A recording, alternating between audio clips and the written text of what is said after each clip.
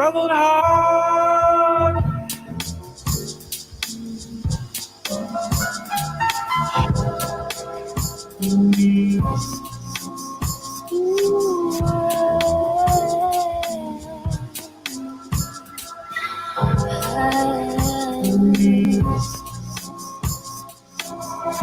Picking up the pieces on another component,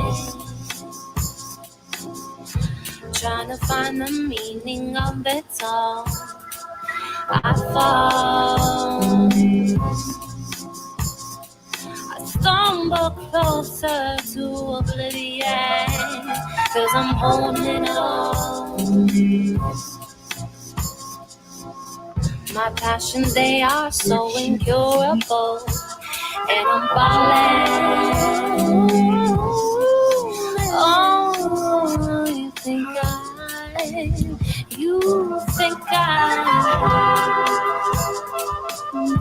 Struggled hard. losing sight.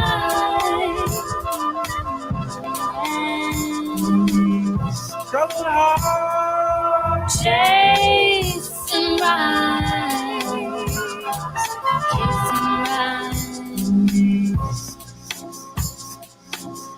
and then the creative rush of this touch, it comes in.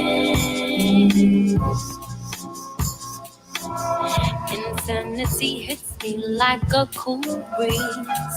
I rush in. It all comes to me free with ease, and I'm gushing. When I let go, I start the free flow. I'm hustling. Struggled hard. You think Struggled hard. losing time, chasing right, chasing right.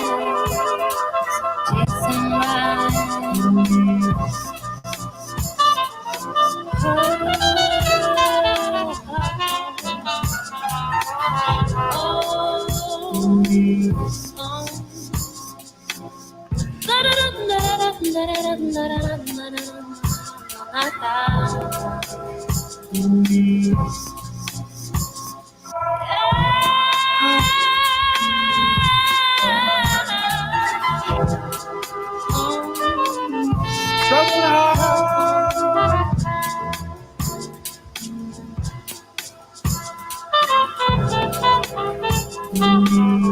Struggled hard. Yeah.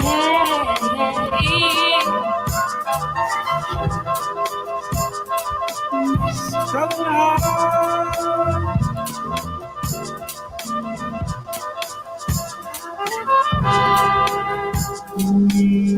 Struggled hard.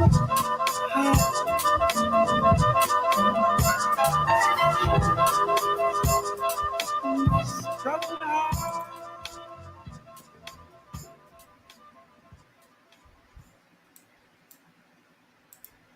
Peace and blessings, everyone. This is your brother Asarimhotep with another important and creative and quarantine discussion. Today we're going to be talking about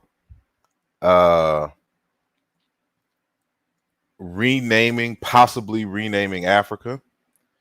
And who you heard at the beginning of this track, at the beginning of this program, was a group called Jumanji. And you can actually download their EP and some others for free from this link that I'm posting in the chat. So, yeah, it's called, what is the track called specifically? I think it's called Chasing Rhymes. featuring Sarah Maria. But the group is called Jumanji, Joomanji. So, excuse me. Um, so today's discussion is going to be on renaming Africa. And this is something that I actually did some years ago. I want to say it was around 2010. So you may find an article somewhere on the net called Renaming Africa by asarimhotep. And I called the new name Ja Malela or Malelela, which is roughly equivalent to the term Tameri in ancient Kemet. But I decided to offer a new name for the renaming, and that's what we're going to discuss here today. So before I do, of course, I like to acknowledge everyone in the chat. And again, we are simulcasting. So we are on Facebook and we are on YouTube. So if you're on Facebook, make a comment so that I can, acknowledge you. But so this is mainly going to be coming from the YouTube channel. So wanted to say what's up to this looks like Mali, Ma'ant Kabara, Brian Hess, Maika One, Jarrell Amade, Robert Rand, Don Williams, Zane Montego, Ali Dawood L, Askia, Brother Kofi Pasai TV, Tim Clark, Sean Polidore, and that seems to be it on the YouTube, who are actually commenting in the chat. So I appreciate all of you all for tuning in. Y'all could be anywhere, but you chose to be here, and we will get started in just a sec. So let me share my screen again to get started. Peace to Alan Flagg and Christopher Cager, who has joined on on Facebook. And once again, the focus of our discourse is on the possible renaming of the continent of Africa. Peace to Sister Luanda Maat out of Brazil, joining all the way from Brazil. Did I share my? No, I didn't share my screen. And if any of y'all caught that battle that was supposed to happen between Babyface and Teddy Riley, you should know that this is why it's important to have sound checks in the mix. So waiting to see the screens on the other computer. And thanks to Ivan for your donation contribution. It is greatly appreciated. And thanks everyone who has donated, in the past. It helps to keep the channel running, as these streaming things do cost. And so I'm greatly appreciative of everyone. So just wanted to make sure that they could see everything on the other computers. Peace to Freddie from Germany. Peace to Dr. Melba Ortiz. He said, no, it barely happened. Peace to Sister Emmy Cat. Thank you all for joining. All righty. So I'm just going to get started now. So y'all can get on with your good Sunday, so a little earlier. And just a reminder that on next Saturday at 1 p.m., we will have back Dr. Shormaka Keita, and we're going to delve deeply into some forensics dealing with ancient Egypt, and also some disparities in terms of health and an approach to the coronavirus. So y'all do not want to miss that conversation. So that's going to be next Saturday, this coming Saturday, the 25th at 1 p.m. Eastern Standard Time. So let's get started. So today's title is called Lessons in Agency, Renaming Africa.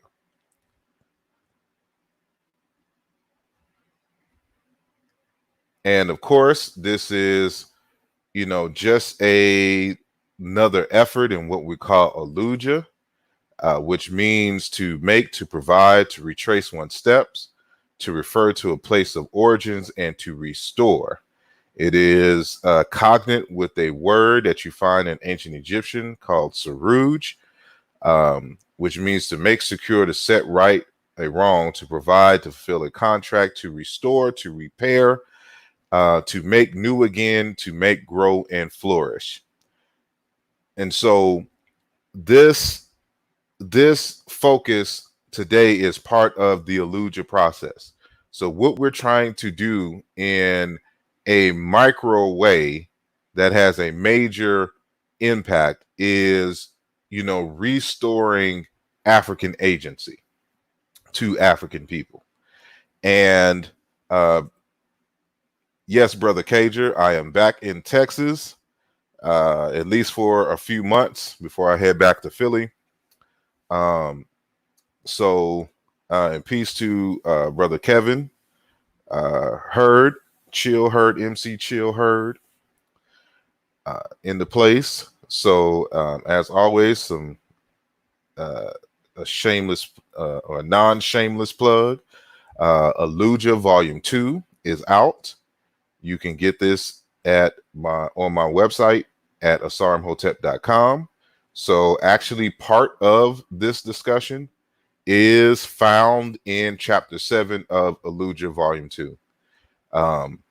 But it's a very narrow aspect of the conversation. It's really at the end of chapter 7. So I didn't make this an Alluja lesson per se. But also, which is out, is Towards a Comparative Chicam and Modern African, towards a comparative dictionary of Chicam and modern African languages. So this has been released. It is 6 chapters, and one includes the etymology of the word God, a comparison of Sumerian, Egyptian, and Meroitic, and some internal comparisons as well as some external comparisons of ancient Egyptian. So it is where the aim is to have an online comparative dictionaries. And so we have to work out all of the sound laws to program into the database so that y'all can go online and type in a word in ancient Egyptian, and it comes up along with the word in Egyptian. It'll come up, the cognates in the other languages. So that is the goal for this. So we'll just keep going. And of course, this is brought to you by the Diopian Seals and the systematic process of mathematics, linguistics, and logic. We will use that. So again, for those who don't know, and if you don't know, I don't know what to tell you by now, but this is the continent of Africa, or at least I should say it is a drawing of the continent of Africa and its modern borders. And for those who are unfamiliar with how these borders came to be, a group of European countries got together in 1884, in December of 1884, in January of 1885. It was a conference that they held called the Berlin Conference. And at the Berlin Conference, they set out how they were going to carve up Africa and what territories were going to be the responsibility of and the target of exploitation of what particular countries in Europe, because there was some infighting in Europe and they wanted to stop the infighting. So with that said, they put together this conference again to slice out these borders. So none of these borders are indigenous borders. None of these states are states that were created by African people. These are all colonial borders. And even the name of the continent itself is a colonial name. And we'll get into that in just a second. So dealing with the fact that this is a conversation about African agency, you know, how much agency can we expect to have if we're still following the prescribed borders and even the identity that was given to us by European people, you know, with the intent of dehumanization and exploitation? And so this is the fundamental question that we're asking here.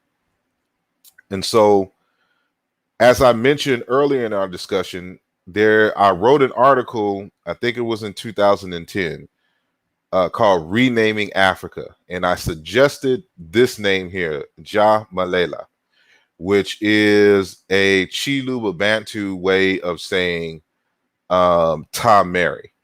And I gave my reasons for it in that text. But I have changed perspectives in terms of a possible name. So that's what we're going to get into today.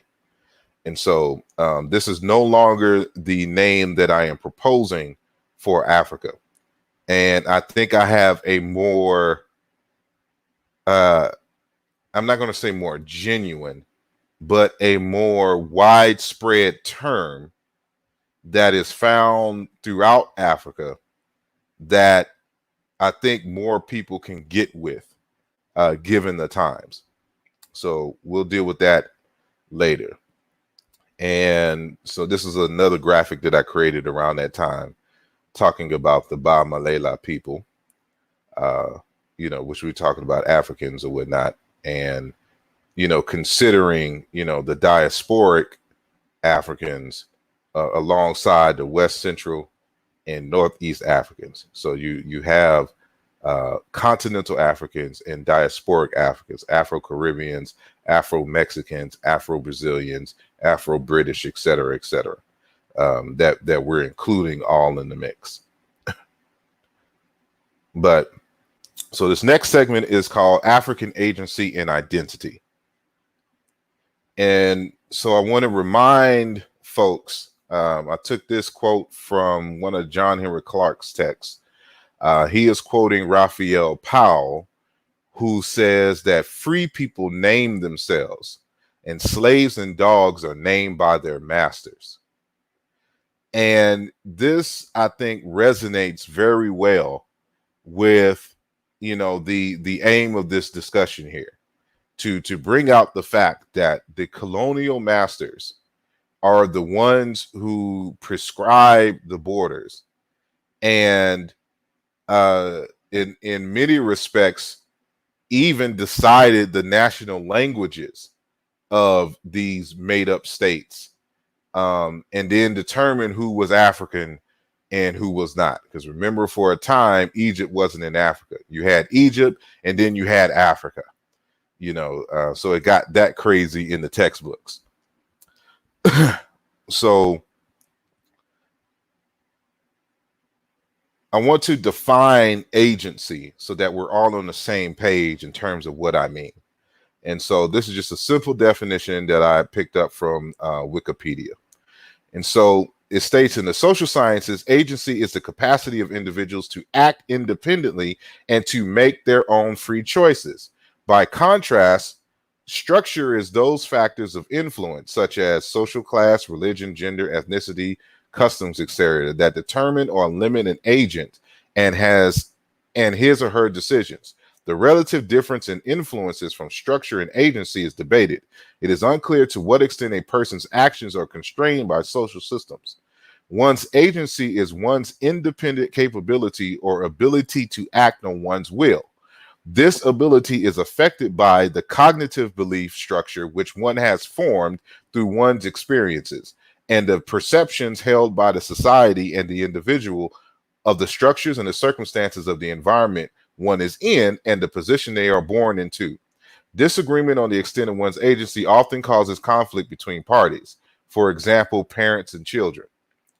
And so, in short, we're talking about our ability to make choices, based on our own will and our own understanding of in our own worldview and what is best in our own interest.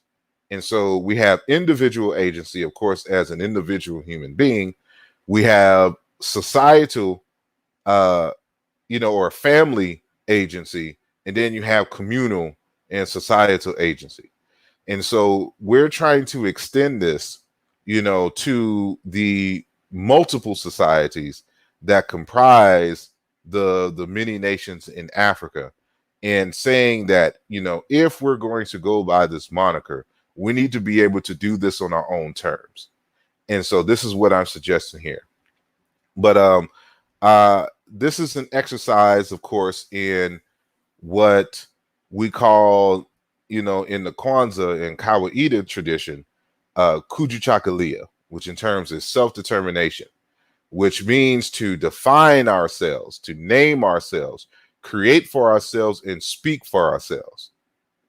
And so I'm really stressing today on how we define ourselves and the self-determination, the self-actualization and agency, and the ability to name ourselves. So I'm proposing a name, an indigenous name, to refer to the continent and its people. And so when it comes to this, so the larger discussion is one on identity. And as Karenga notes, for identity is the key to purpose and ultimate direction.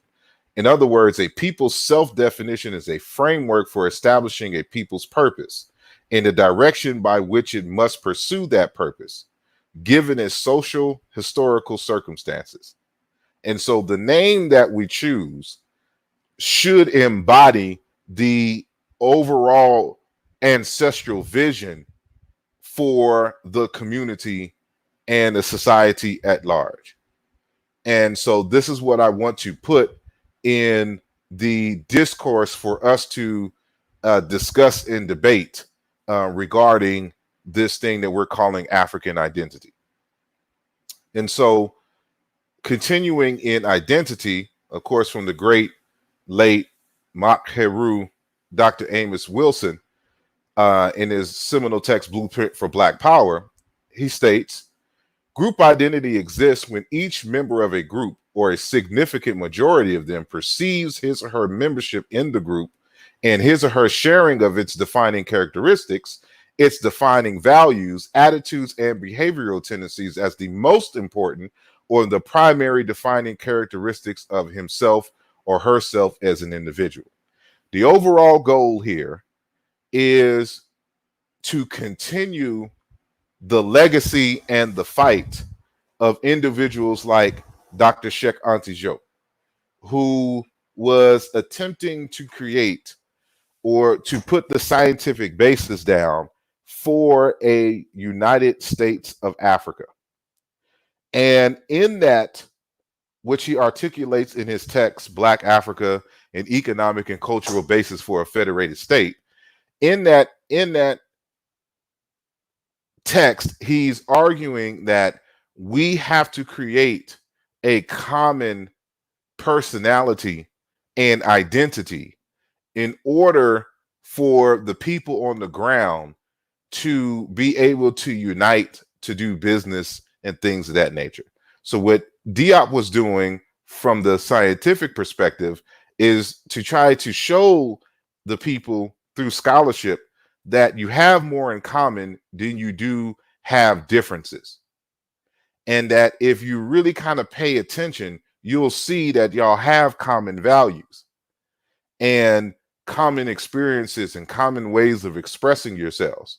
So if that is the case, then let's use that as a foundation and synthesize these characteristics and create an updated, a new personality so that we can pool our resources together and be able to strengthen ourselves uh, on a large scale so that we are able to fight colonialism.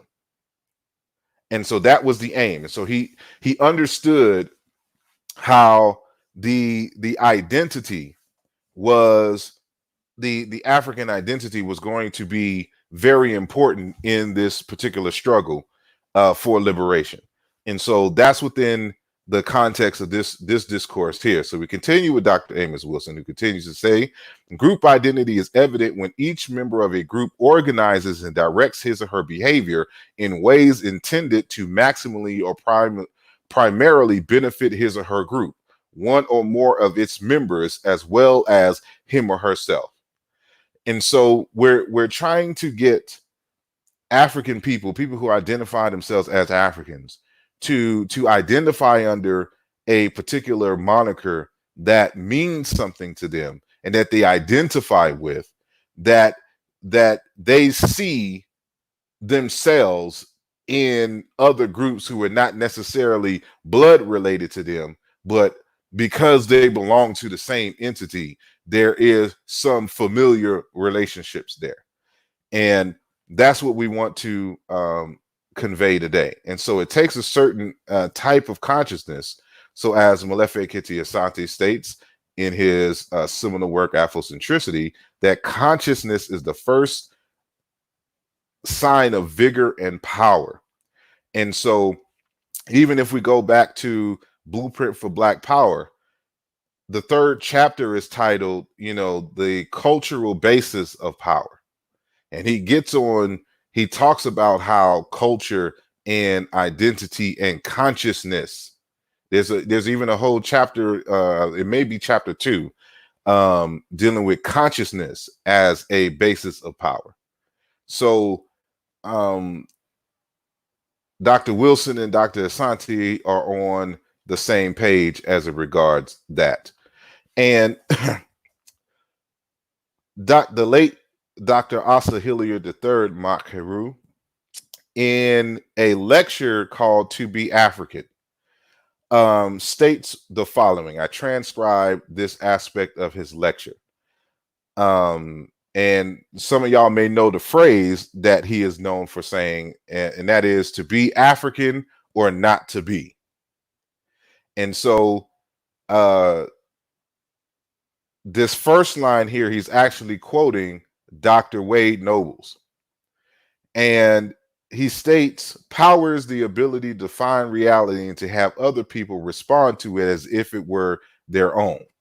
So within the context of our discourse, it's an act of power, so we wanted to define our own reality by first defining ourselves as the collective. Our dilemma, our problem is that we allow other people to define the meaning of who we are. And once we've accepted their definition, we gave them power. So the European comes on the continent, names of the continent, divides the continent into states, and thus for giving everyone identities as the names of those states. And of course, names the continent itself. So prior to 1884, there was no one in the territory of modern Nigeria who called themselves Nigerian. There was no Nigerian identity.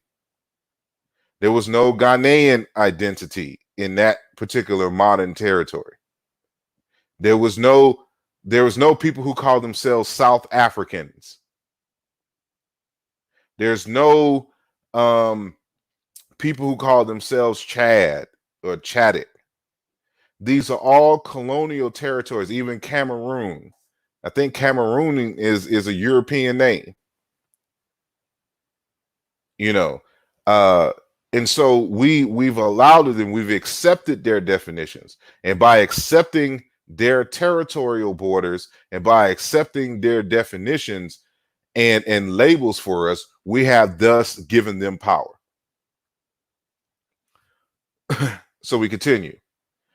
And the most important reality to define is the meaning of one's human beingness. That's nobody's conversation but ours. I believe that it is the struggle for the authorship on what it means to be African as human beings that is the moral imperative of the Black psychologist. We've got to recognize that we have a historical mission, and our historical mission is to help through analysis, to help with our interpretation of the spirit, our people to understand what it means to be a human being. The mental liberation of African people is dependent on our ability to assist in the reconceptualization and the reconstruction of the African reality. We even have to think about how we even talk about Africa, how we even conceive of this notion of being an African. It's not just wearing African clothes. African clothes are good to wear. You put African clothes on a dog, that doesn't make the dog an African. So we have to begin to understand that it is the mental liberation of our people that is necessary. We can't have mental liberation if we don't engage in the reconceptualization and the reconstruction of an African identity, African reality, independent of white conceptualizations. And so, even with that said, if we define ourselves as Africans, we are still, for a lack of a better phrase, still in the matrix, because it is the Europeans who named us Africans. And so this is something that we have to debate and discuss. And so as I propose a new name for Africa, we got to understand why the naming comes first and then the power relations. And so in the book Afrocentricity and the Academy, Essays on Theory and Practice, edited by Dr. James Conyers, an essay written by Sandra Van Dyke states, power is often expressed in language before it is expressed in politics. When new language and ways of expression gain currency, power relationships can ultimately change. Hence, the ongoing turmoil over political correctness of language and discourse in contemporary society. And so I'm keeping this in mind and taking this to heart, that that the easiest thing that we can do is to redefine our reality and to use these concepts in our everyday speech to change the power relations. And so with that said, I'm moving on to the probable origin of the name Africa. And so this is kind of a challenge for a lot of us who are historians on this question, because it's not that clear. But I think what I'm providing today is the more likely case in terms of the origin of the word Africa. So if you read the stuff that says it comes from ancient Egypt, Africa, no, or some Greek Africa meaning hot land, no, it's none of those. And we got to understand that Africans have no concept indigenously of a continent. That notion doesn't come around until people started selling the world and was making maps on that scale. But there is no indigenous African word, to my knowledge, that is a cognate in terms of continent and in form and conceptualization. So we have to keep that in mind. So there is no indigenous names for the continent of Africa. And I know that, a lot of us have utilized the term Alkebulan after the late Dr. Josephine Jokanan, Dr. Ben, as we call him. But that is not an indigenous African name. It is actually Arabic. And so, but again, the Africans had no concept. At least there has been no evidence brought forth that would convince me that the African people had an indigenous conceptualization of a continent, nor had a name for the continent as we know it today. So the idea of the continent and the idea of Africa is foreign based. And this is something I discussed in my second book. When was this released? In 2008, 2009, one of them. The Bacala of North America, The Living Sons of Vitality. And so some of this discourse you'll find there, but this text is actually being updated.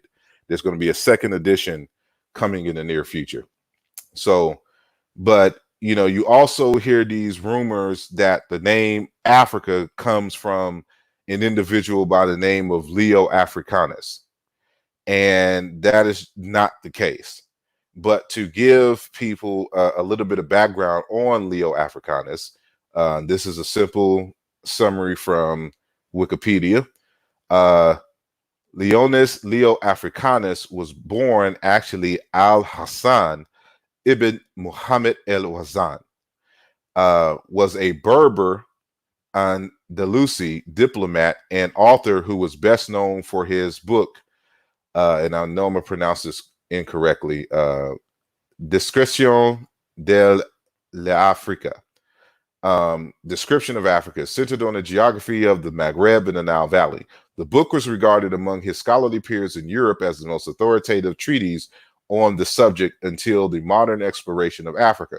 For this work, Leo became a household name among European geographers. Keep in mind the age of him. So he was born in 1494 and died in 1554. So he got the name. So remember, he was born Al-Hassan ibn Muhammad el-Wazan. But after he did his travels and wrote the book, The Description of Africa, because it became so widely known in Europe, it remained the most important source of European knowledge about West and North Africa for the next 4 centuries.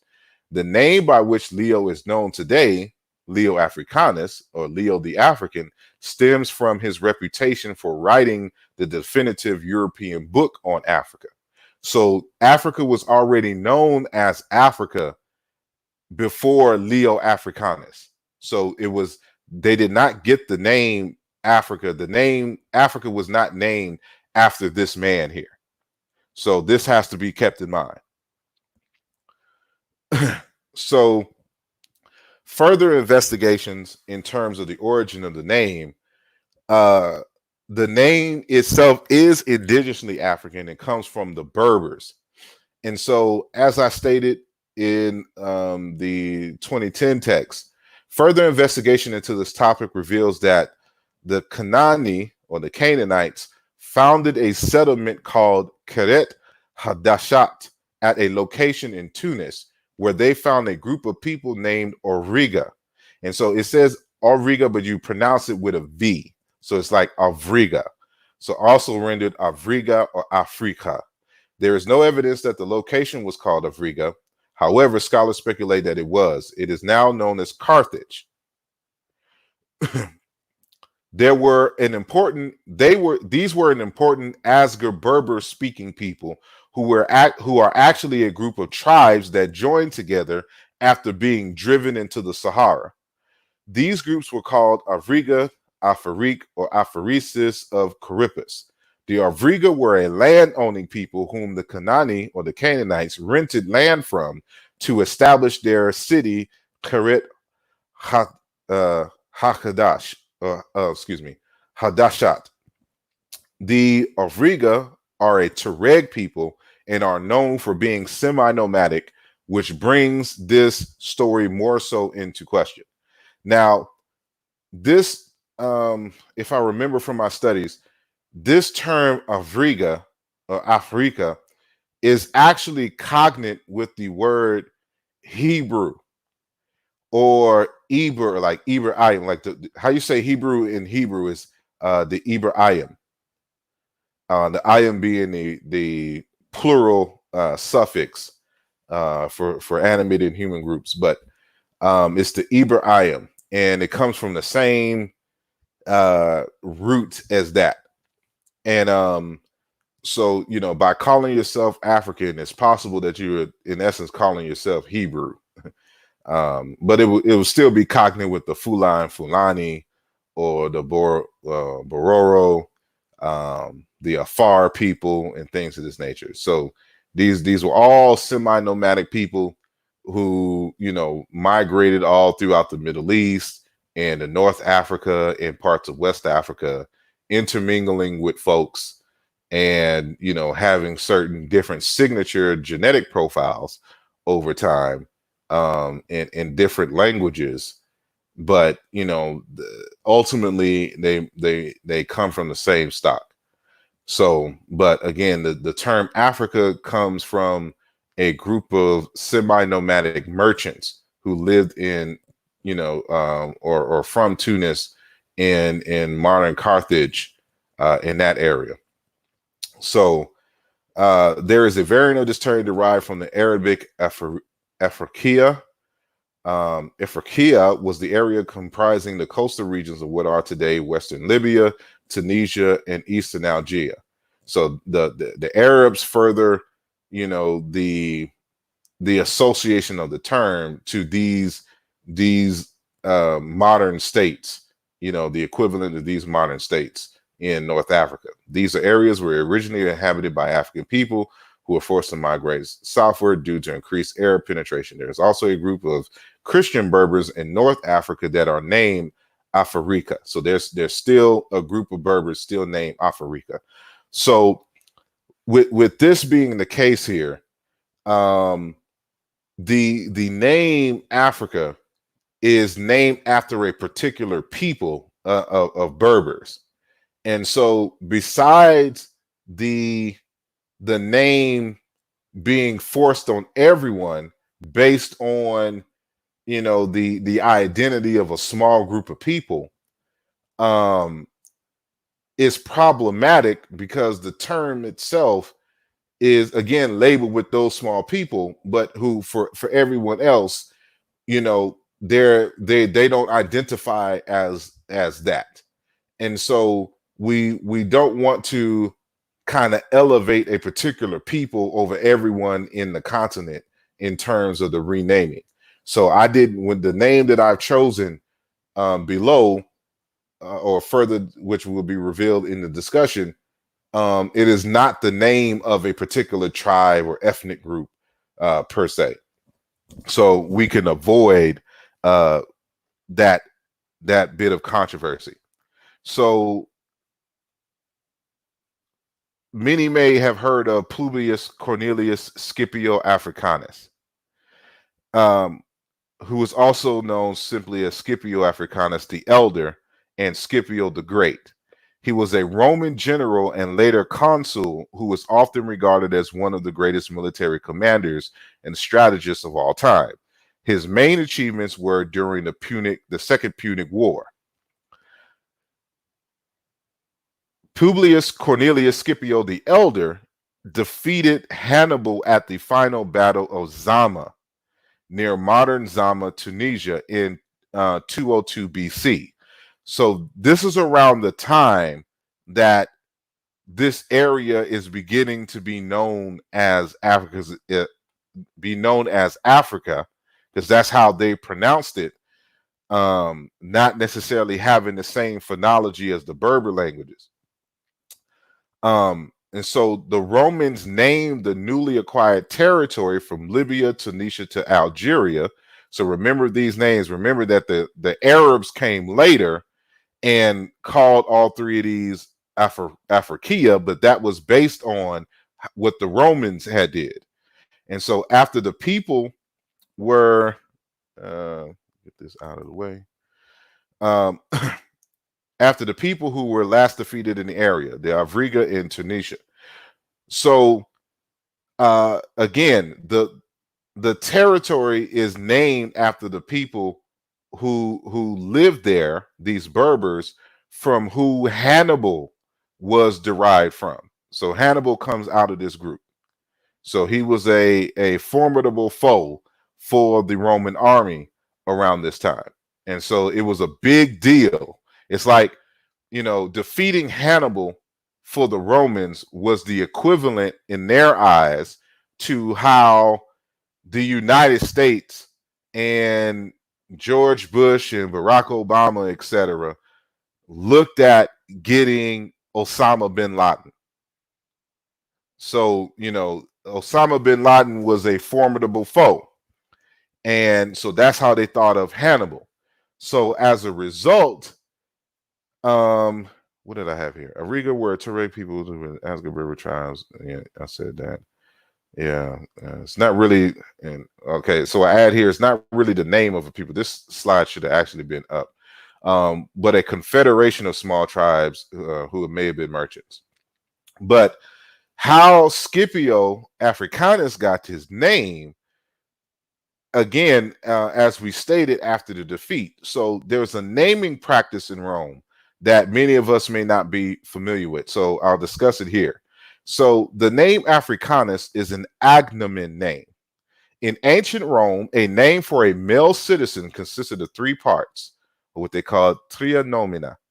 The praenomen, the given name or your birth name, the nomen or nomen gentile, or simply gentilicium, being the name of gens or clans or your clan name, and cognomen, the name of a family line within the gens.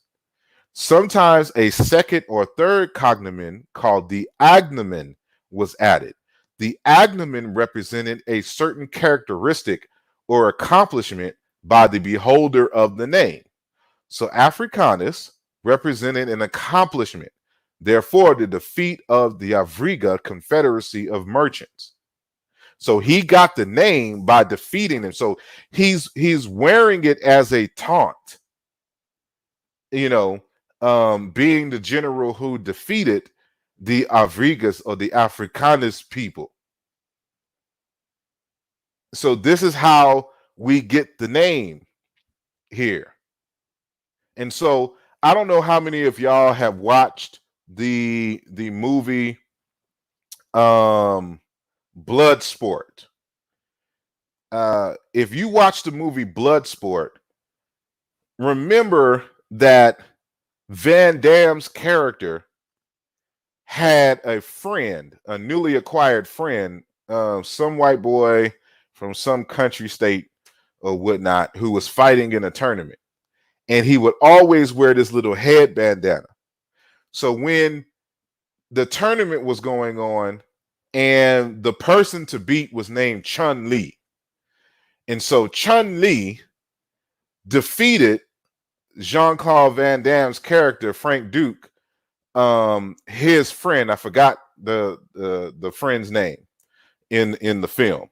So in the film, after Chun-Li defeated and severely injured the friend of Frank Duke, or Van Damme's character, the name of Van Damme's character, he then took the bandana from his opponent, and then he started wearing the bandana on his leg in his fights as a reminder of what he would do to anybody who steps into that ring and opposes him in that ring.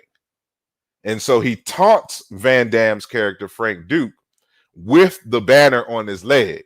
He's talking about, I'll cut you like I cut your friend, or I did you like I did your friend. And he points to the banner. And so this is exactly what Scipio Africanus has done to the Berber people who he defeated in North Africa after a long and tumultuous war between the North African Berbers and the Romans, who were trying to conquer North Africa at the time. So someone in the chat said Ray Jackson. Yes. So, um, so this is the history of the term Africa and how it became applied, saying to the continent. So it just started off as the name of the area of Libya, Tunisia, all the way to Algeria. But then so basically what we consider today North Africa, and so from North Africa, it the name became associated with the entire continent. So this is the history of the term. So with that understood, I have proposed a new name for Africa called Bukanda. And hold on while I take a sip of this lovely and tasty aloe drink that you can only get at the Mexican stores here in Texas for some reason. But so I know some people will be listening and be like, this sounds a lot like Wakanda, and and the Black Panther film and all of that. And it's kind of like yes and no. And no, it is not from the film, but this word Bukanda is cognate with the word Kemet, for Egypt, and we'll deal with that later. But on the right hand corner here, at the bottom right hand corner, I have the hieroglyphs for the word Kemet, but I added the Black Panther mask, just for fun. And so this is not canon, this isn't official, but me being an artist, I can do that. So I added the Black Panther to take advantage of the spirit of the time. But no, it's not based on the Black Panther. And hold on one sec. What's going on Facebook? My Facebook stopped. Hold on one sec, just trying to make sure that everything is still streaming. There we go. Back here. Yep, we're still streaming here. My bad.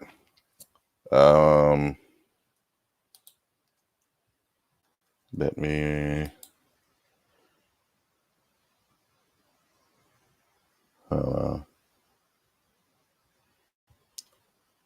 excuse me, folks. I'm simulcasting on Facebook, and my stream just stopped on Facebook. So I'm trying to see if it stopped on Facebook, period, or is this just some fluke thing that I didn't accidentally touched. It made if y'all may have to come to YouTube, saying you can still hear me. Okay, well, for some reason I can't see on my Facebook. Well, it still says live.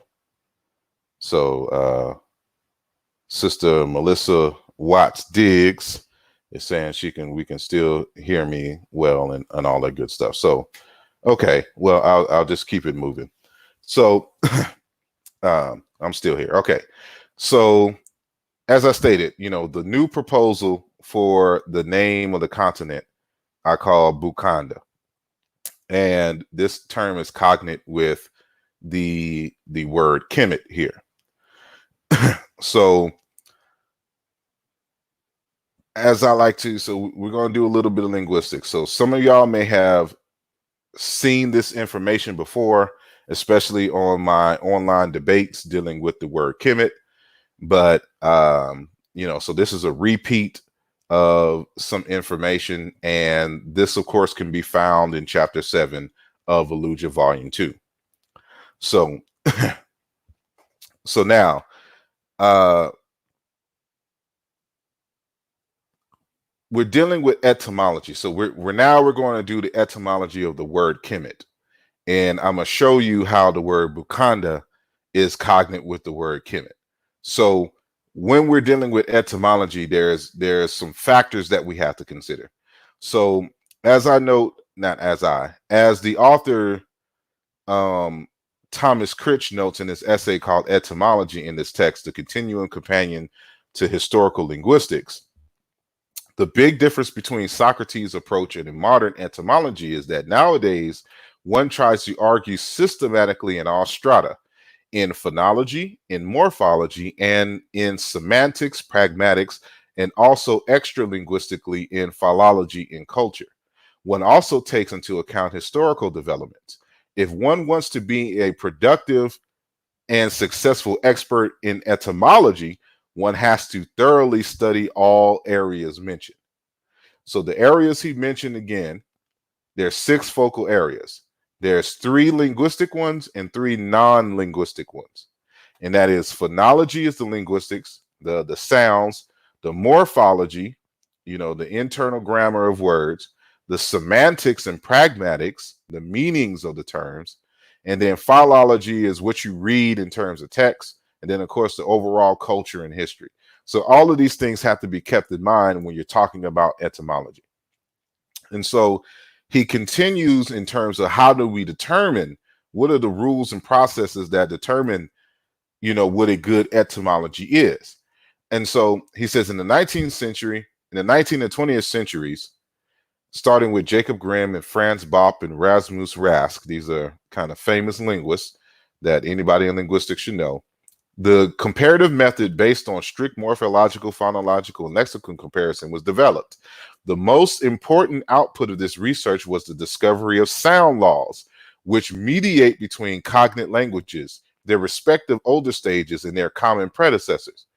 This research, in turn, relies on good etymologies of words that exemplify the sound laws and the regularities of word formation. Excuse me. So when we're trying to examine cognates in related languages, it's not only good enough to establish the sound meaning correspondences, but if we can establish that in language A and in language B that we're comparison, that they formulate words in the exact same manner using the exact same grammar, then this is stronger evidence for the cognates of these words than, by any other method. And so we'll keep that in mind. So this is the word Kemet written in the hieroglyphs. So we have this biliteral grapheme, and it has the consonant value of K and M. The ancient Egyptian language did not write out their vowels, so we don't know in the Old and Middle Kingdom, New Kingdom, what the vowels were per se of these terms. Vowels were not written in until the time of the Coptic era, way late in Egyptian history. So you have Kim, this glyph here. Then you have this owl, which has the consonant representation of M, and so this is what we call a phonetic complement. And then we have this T here, which is a suffix. So this they say it's a loaf of bread. It's possible that it's also a hill, but we'll say loaf of bread for now. And it has the T consonant sound value. And so this is the word here, KMT. And then it is ended with another grapheme that is what we call a classifier. And in many of the Egyptian language literature, they still call it a determinative. So a determinative or a classifier, but it's more so a classifier. It lets you know what class the word belongs into. And so keep this in mind. KM and then T, Kemet. This is just a phonetic complement that lets you know that this biliteral grapheme, this represents two consonants in sequence, is ended by this sound in M. So I hope that is clear for everyone who is listening live. And so thank you very much to Safa Rabah Muhammad for your contribution and donation. It is very much appreciated. Thank you very much. And so we continue. So remember what we said, or what was said by Dr. Critch, that this research in turn relies on good etymologies of words that exemplify the sound laws and the regularities of word formation. So if we're looking for the word for a cognate, a definite cognate, ideally we want to find one that deals with the root kim and the suffix t. It has to have both of these. So that's what we're dealing with here. So this is the root kim, and the t is the suffix. Just like if we was to say the word boys, the word boy would be the root, and the s would be the plural suffix in English.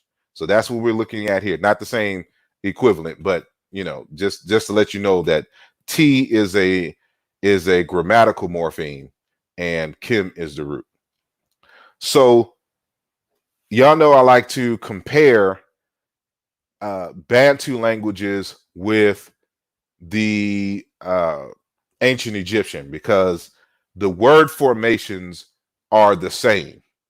They're agglutinative languages that are built from monosyllabic roots in consonant vowel or consonant vowel consonant roots.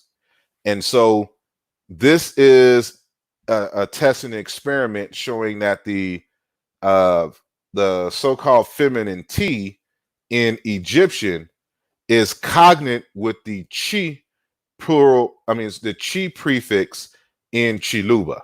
So we can prove this by these comparisons. So pay attention to the red, the graphics that I have in red. So I have the grammatical morphemes separated by a dot. So this word in Egyptian, which we call chikam, is mehmet, an edible plant and its fruit. In Chiluba, it is chimuma, fruit, orange, and also a word for fetus. And so remember that, we know what the vowels are in modern Chiluba, but we don't know what the vowels are in Egyptian. So the word, people pronounce it as mut, mother, but it's not mut. It's mawit or mawata, something like that. Almost kind of like mami wata.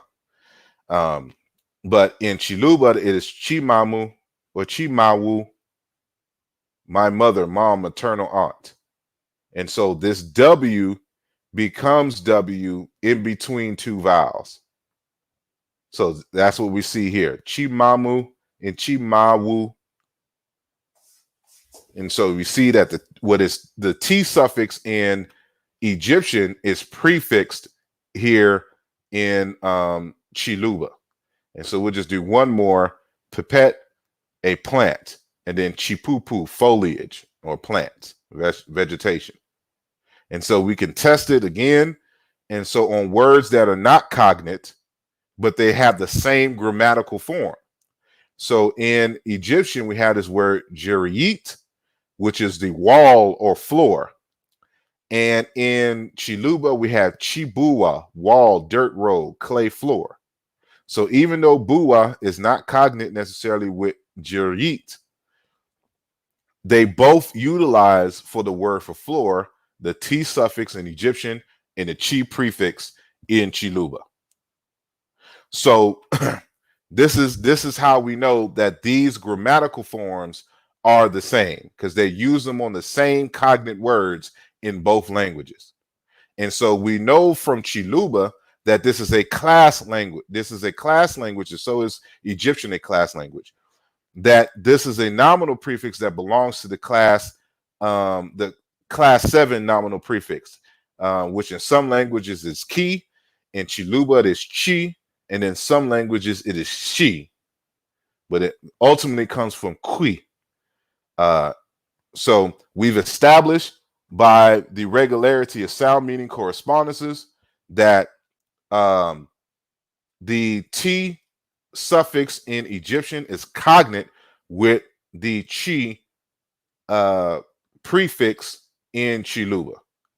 So on that grounding, we notice that not only is the chi prefix used on plants, on animals, on the one's mother and things of that nature, you could consider this the feminine, but it's also used on places because it is a prefix of abstractness and also of place.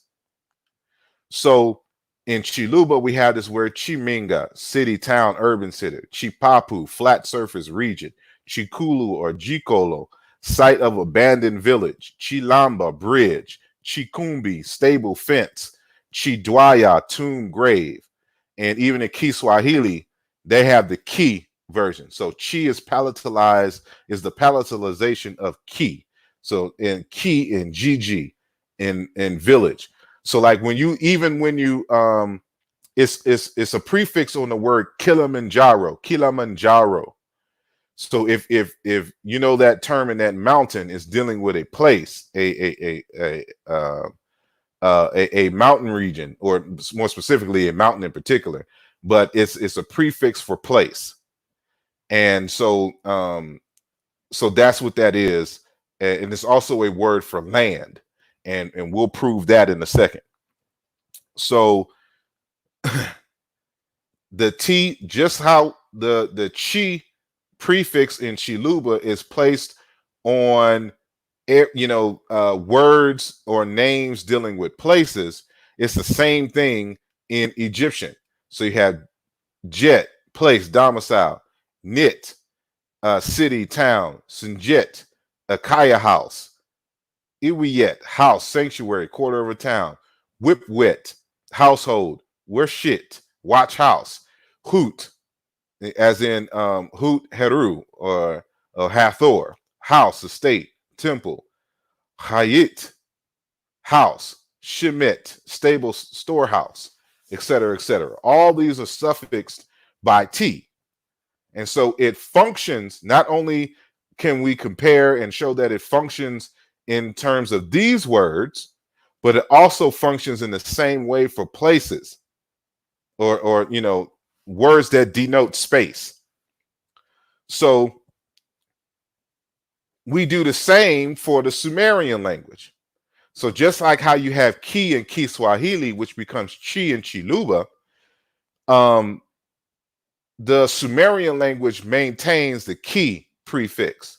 And so the suffixes for place also doubles as the grammatical morpheme for the abstract.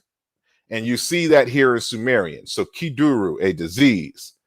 So to show you how this works in Chiluba, they also have another prefix for place, which is also present in Egyptian, bu. But like this word here, this verb, bila, to be sick, suffering; bubedi, disease, sickness, affection. The bu prefix changes the verb into a noun, and so it's prefixed by the abstract.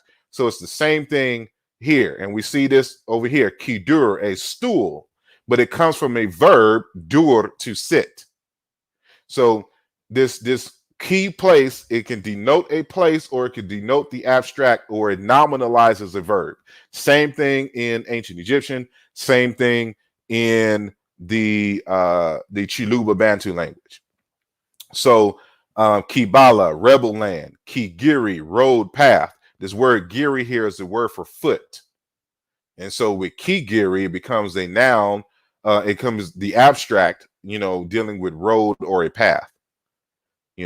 We can skip down, go to Kimanzer, slippery place; Kimu, storage, a storehouse; and Igud, ox barn. And so sometimes the key will be lost. So more than likely there was probably a vowel in between it. It weakened, and the K was dropped, and so you're left with the E sound. So they spelled it with the E. So Igud, ox barn. So the same grammatical function, the same thing in all three languages. So we see that even in Chiluba and Sumerian, a strong test is that even if the words themselves are not cognates, the roots, if they're using the same grammatical morpheme on the same on a word that means the same thing in both languages, then this is a strong evidence of a relationship in their cognates. So going back to the words that we went to earlier, Chiminga, a word for city, town, and urban center. Ki'iri, city, town in Sumerian. Chipapu, flat surface. They don't have, I couldn't find a word for a flat surface or region in the online Sumerian dictionary. So we have Chikulu, Jikolo, site of an abandoned village. Iria, wasteland, loss of K. They didn't have a word for bridge, apparently. Chikumba, stable or fence. Kisiga, fence. Kishur, fence, limit. So you see here the same thing. So we have Kijiji in Kiswahili, village. Iduru, village, loss of K. So these are equivalent. These are cognates. So now we've established something here, that the chi prefix in Chiluba is cognate with the Sumerian ki and e prefixes, which is cognate with the t suffix in Egyptian. So these grammatical features, saying is proven. So there's a phenomena in logic where if A equals B and B equals C, then A equals C. So if the T suffix in Egyptian equals the chi prefix in Chiluba, and the Chiluba chi prefix equals the ki and e prefixes in Sumerian, then the Egyptian T suffix equals ki prefix in Sumerian. And so we can prove that, and we get to know something about the grammar here. So the T suffix or the T sound corresponds to K in Sumerian. So T is a suffix of place, and ki is Sumerian, the prefix of place, but it also means ground, earth, land, toward, underworld, land, country, low, down, below. So the T and K sounds equal. So we notice something, that this ki is short for Ker, underworld, land, country, mountains, east, easterner, east wind, which is why when we have Kilimanjaro, it's a word for mountain. It's associated with mountains. It's the same thing as Sumerian. So, and so this is equal to ter, or some would say ta in ancient Egyptian. Earth, land, country, Egypt, soil, farmland, buildable land, a square measure. And so the T in Egyptian corresponds and is cognate with the K in Sumerian. So that's what you see here in terms of this column for the correspondences. And this grapheme here is a type of R sound, which we call the nasalized uvular trill. And it's a kind of a difficult sound to make that I really can't make, but it's kind of like a guttural R that's nasalized, like almost like the R in French, or in French, in French, when you say rosa, not rosa, that's Spanish, rouge, red. So it's something similar to that. And so this is an R type sound, and it naturally will correspond with the R in Sumerian. And so we see the same thing with, tar, to burn, ker, to burn, to light up, or kar, to light up, to shine. Just a difference in vowel here. Tur, a sacrificial animal. Ker, lamb, female lamb. Or ker or gur, cow or mare. These are all, anybody who deals with sacrifices in any kind of spiritual context know that lambs and cows, bulls, are what you sacrifice to the ancestors and the spirits. Taryit, foe, enemy. Kur, stranger, enemy, hostility. And then Tur, main gateway, door of a temple. Khan, the R became an N sound. And so R and N interchange in Sumerian. And so this is a word for door, gate. So we have proven here that these are cognates based on the regular the regular sound meaning correspondences between these forms. And so what this tells you is that the T suffix and the key prefix in Egyptian and Sumerian respectively is the short version of the word ta. So when you're saying Kemet, you're really saying Kim ta, just like, you know, and so but in as I show in the Alluja Volume 2, Chapter 7 on the meaning of the word Kemet etymology, that this is common throughout African languages. And so if you have a consonant vowel consonant word that becomes grammaticalized, they will drop the second consonant and it'll just be the first part of the syllable that is maintained as the grammatical morpheme. And so we see this happen both in Egyptian and in Sumerian. It happened in Chiluba, in Bantu. It happened in Hausa. You know, I give those examples in the text. So, you know, we have proven that the T suffix and the Sumerian are cognate, as we did already. But not only that, that they gone through the same grammatical process in both respective languages. And so with that, we can compare the root kim in Egyptian to the roots, the consonants sequence km in Egyptian with the Sumerian equivalents. And so as we see here, the Sumerian equivalents to the km consonant sequence is going to be either TR or TL. And in Chiluba, it has a variety of correspondences, but you know, all of that is explained and proven in the text. But you'll see that these are regular. And so, for example, ter, illness, disease, to be ill, tab, illness, disease, and we have kimet, a woman's disease. And so remember, and how should I say? As I'm gonna show you in this bottom, this next slide, that T and D's correspond in Sumerian. But before I go there, just dealing with this first one, remember, let's go back to the Sumerian here. And so you have kiduru, a disease. It has the key prefix on the root duru in terms of a disease. So you have the same thing here for Kemet, a so-called women's disease, but it's not a woman's disease per se.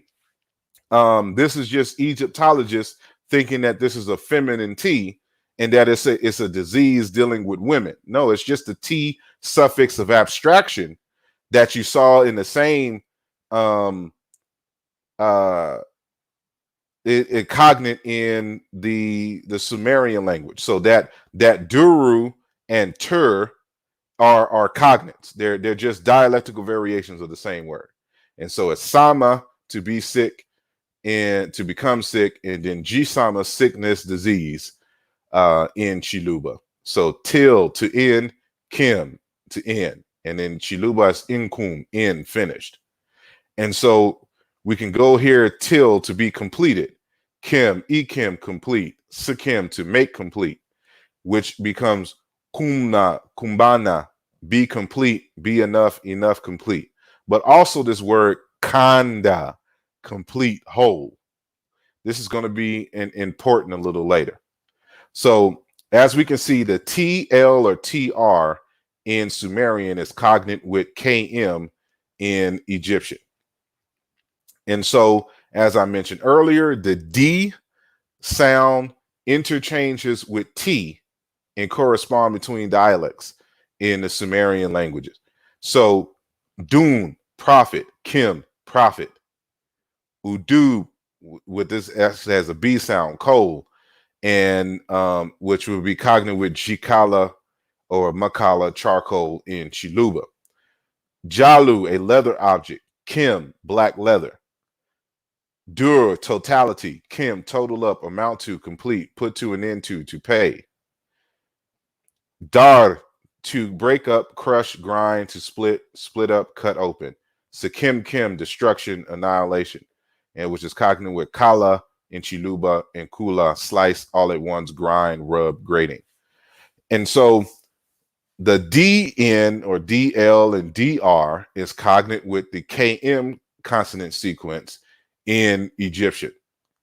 And so, with that said, when we're looking for a word that is cognate with the word kemet, it would have to, one, have a cognate for the T suffix in Egyptian as well as the root.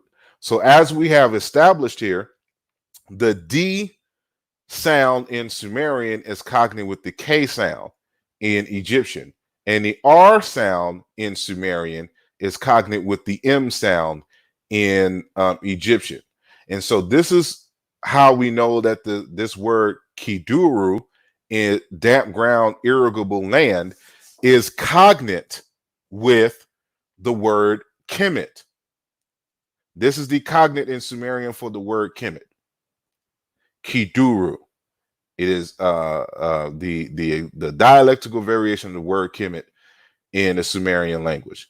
And so we can define the word kemet as wet, like the word kim as wet, irrigated, damp, fresh, and kemet as damp ground, irrigable land, based on the Sumerian data. And so the KM is cognate with KM in Chiluba, but it's also cognate with KND in terms of the consonant sequence in Chiluba.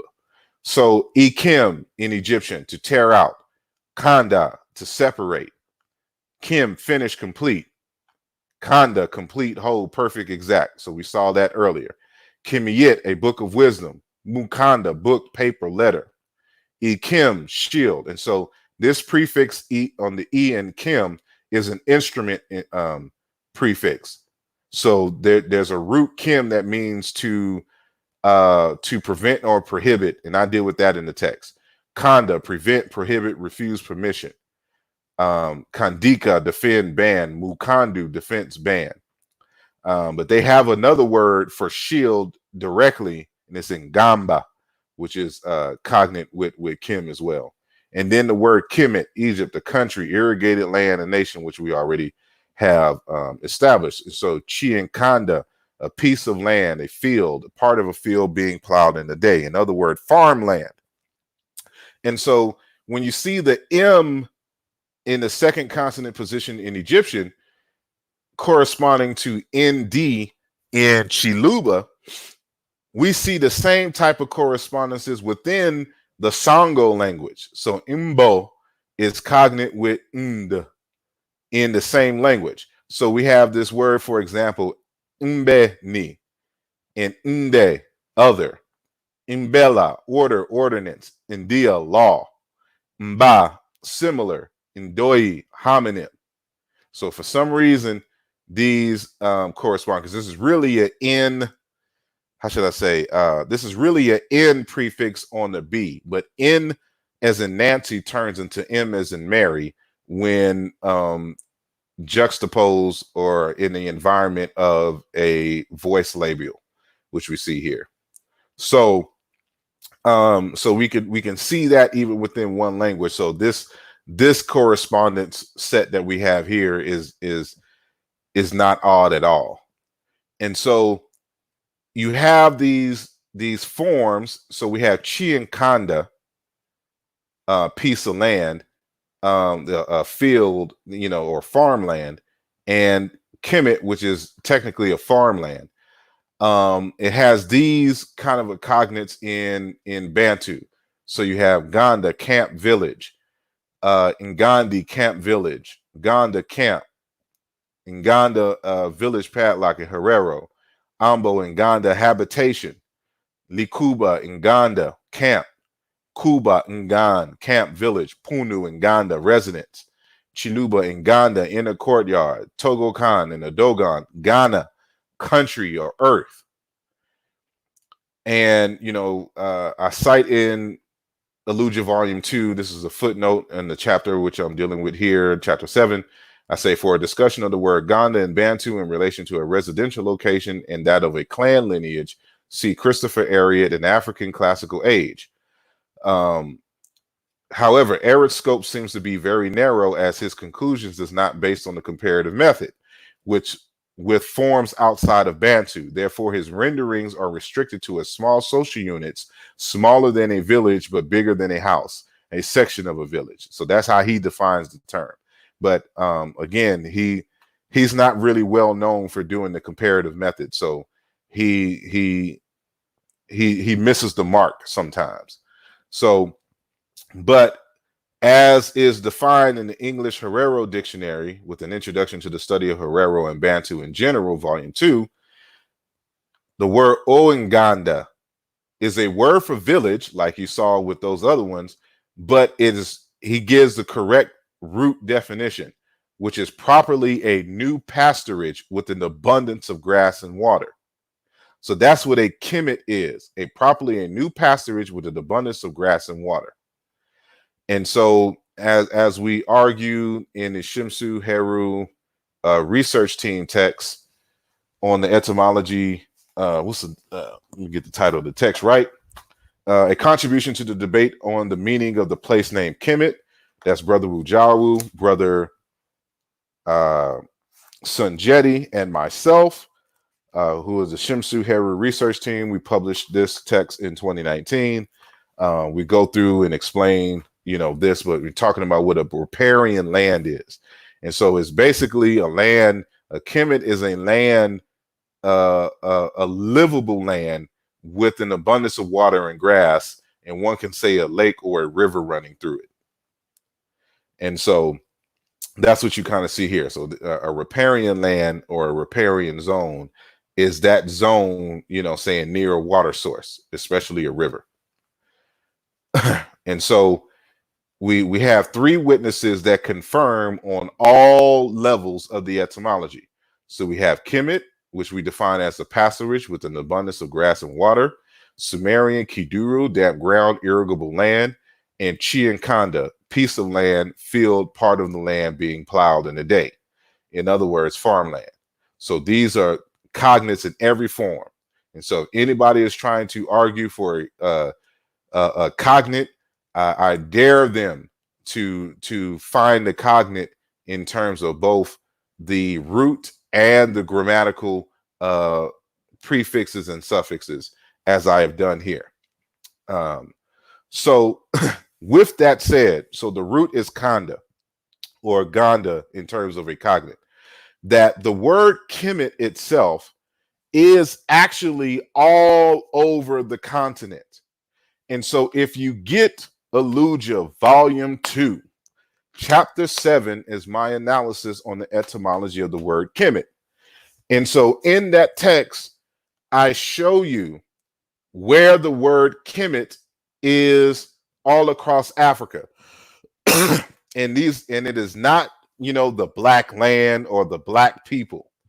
These are erroneous. And so the Africans are not naming the locations after black people, and there's nothing but black folks in these areas. Hold on as I take another sip. So let me explain the table. So the table here consists of the name of the location on the far left column, the first column. The second column is the country that you will find it in, and then the location, the particular city or province, and then the feature class, in terms of it being a populated place. So remember, this is why we started off the conversation in the way that we did. The the modern states, these large states that you see across Africa, that is not how Africans uh live their lives in terms of these large states. You may have had some confederacies and large empires, but there was nothing like to the degree in which you see in the modern borders.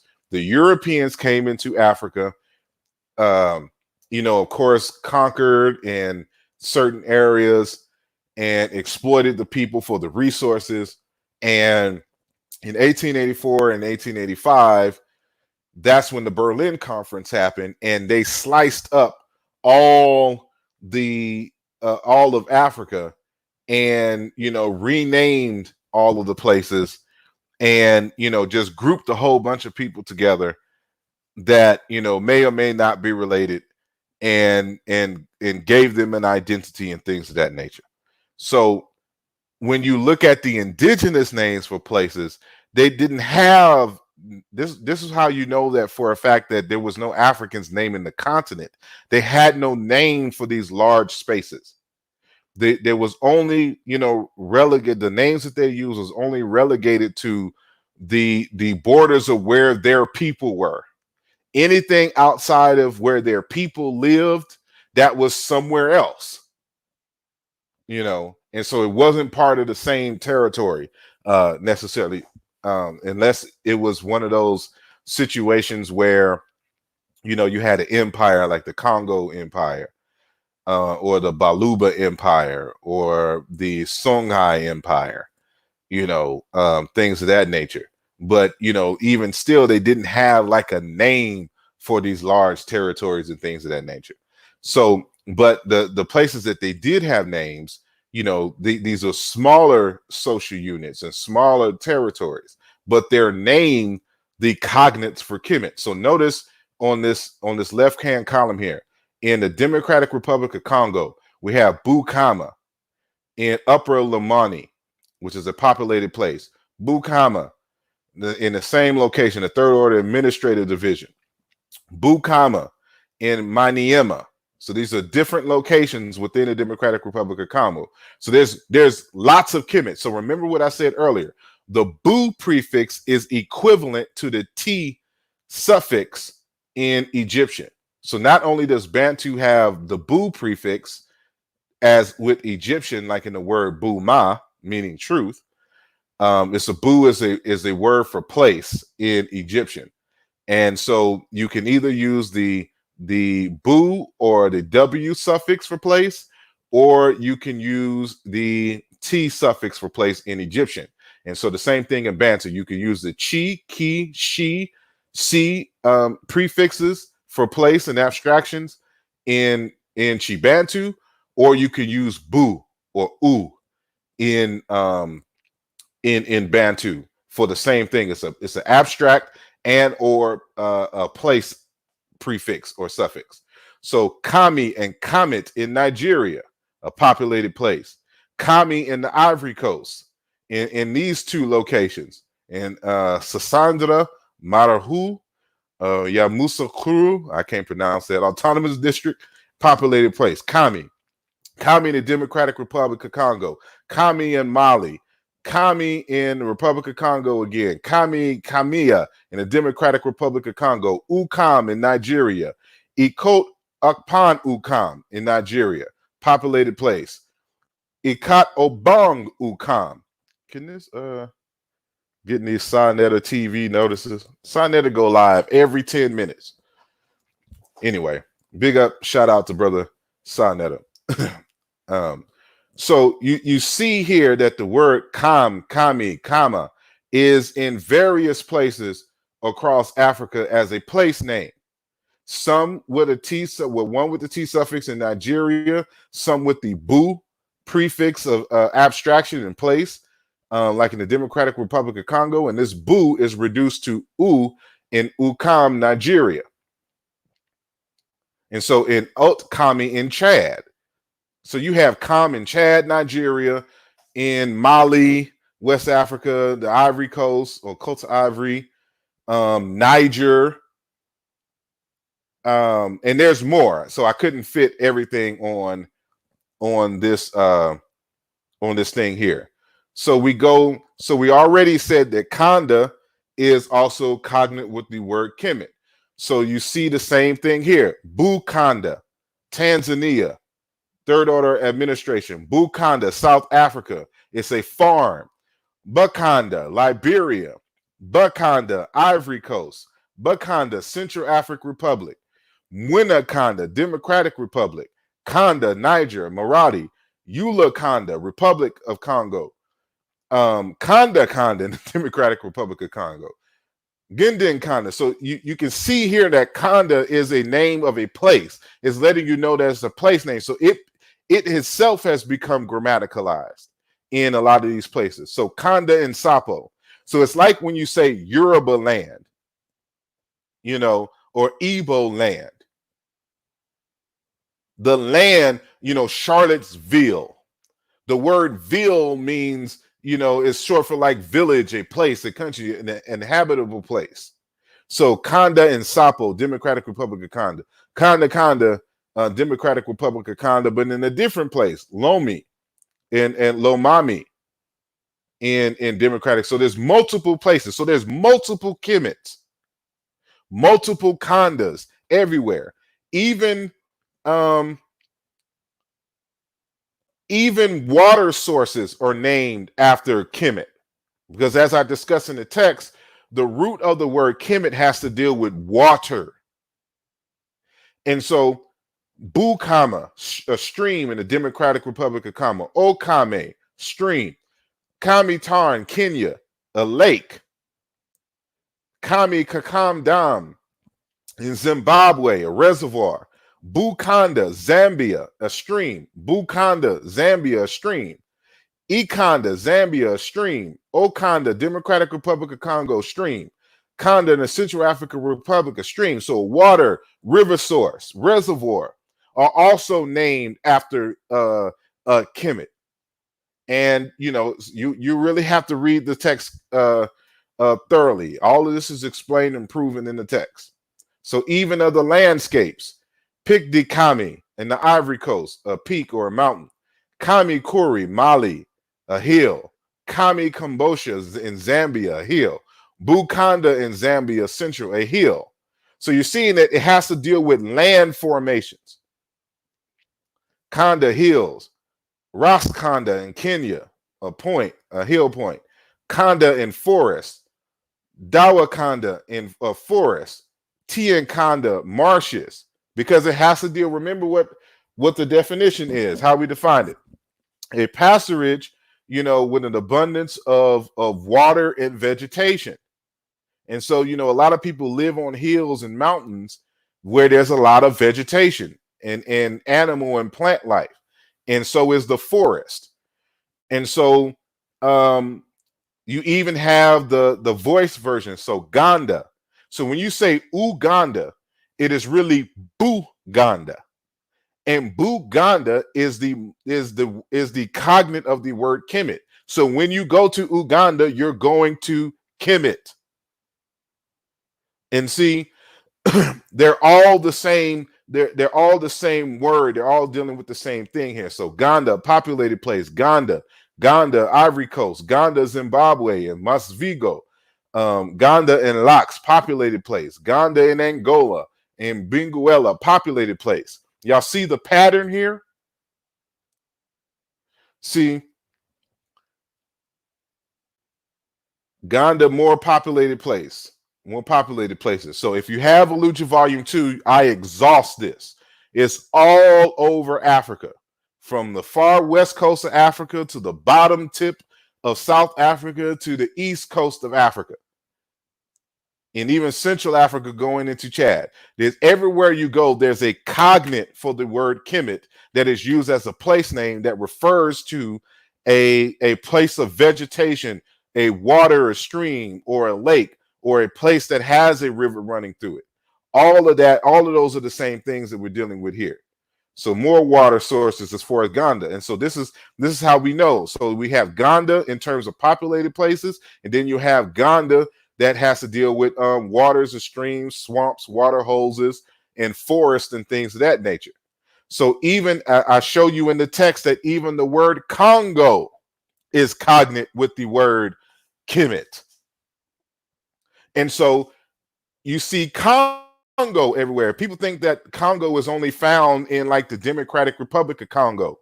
But no, you find Congos all over, saying, Africa. So you have a Congo in Ghana, a Congolo in Ghana, a Kinge in the Democratic Republic of Congo, Conga in Tanganyika, Congo, Republic of Congo, of course, Congolo, Republic of Congo, just like we have in Ghana, Congo, Mali, Congolo, Tanzania, Congolo, Ivory Coast, Congo in Kenya, Conga in Tanzania, Morogoro, Congo in Angola, of course, Congo, Cameroon. You have Congolo Moshi in the Democratic Republic of Congo, Congo Kakesi in Democratic Republic of Congo, Congo Kongu in Sierra Leone, and Congo Conga in Nigeria. There's Congos everywhere, just like there's Kemets everywhere, just like there's Kondas everywhere.